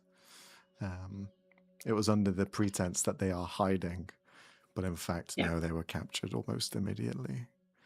With that in mind, with this distance you need to cross in the dreamscape, knowing that there is something watching, both an endless amount of snakes, huge and titanous in size, and this fast, rapid, cold and hot entity just bouncing between it. You have some mileage to do, but you have a team with you to fight against it. And we're going to find out next session. Oh, okay. When you can ask all your questions between now and then and plan for how you want to go about it. But you're in the dreamscape now, and Siren is just around the corner. So Yeah, we finally get to murder the fucker. No, we don't No, need that's them good. to We When finally you get to said murder him. describing the cold light, I was like, dog. maybe he Not got his yet. inspiration from He somewhere in better particular. not wonder from where. Yeah. He seems We're to be good, chat. getting his inspiration and making things in its likeness. Who knew? Good. Worst Good. throuple Well done. known to mankind. Um, Jesus. But there we are. Thank you very much for watching at home. I know it's a very complicated session with all of these NPCs, but I think we handled it fairly well. Wait, Max. Yes. Do we want to put this on a Discord? Yeah, the list of the NPCs. We'll add the NPCs as well as some art for those that have them, just so it's easier to know who's who and who's where. Yeah. Especially. So join our Discord community if you want to get an overview for the NPCs. And you can also ask us to explain who the fuck any of these people are, because we're also on the Discord. So Yep. There's a lot of stories with these characters from the last time we did a sort of campaign in this world. Also this campaign, if you're just catching us new. So any questions that you may have, so we can help simplify things as well for Alex, because there's some characters that you won't know as well. But most. We'll do our best to keep everyone up to date. But as Leonie said, our Discord, rollxplay community, you'll find everything in there. And yeah, we'll pick this up next time, whether it's next week or the week after. I'm not too sure. We'll have to figure that out. But stay tuned by following us on Twitch and subscribing on YouTube to know when we are live next, as well as our community Discord, because that's the best way to do so. The next stream we'll be having is on Tuesday. So you can join us for that, for Threads of Chaos. And then, yeah, we'll see where things go here. Perhaps things may be colliding sooner than we may have thought. But nonetheless, thank you for watching, and we'll see you very soon. Take care and goodbye. Bye-bye. Bye. What is I going? can't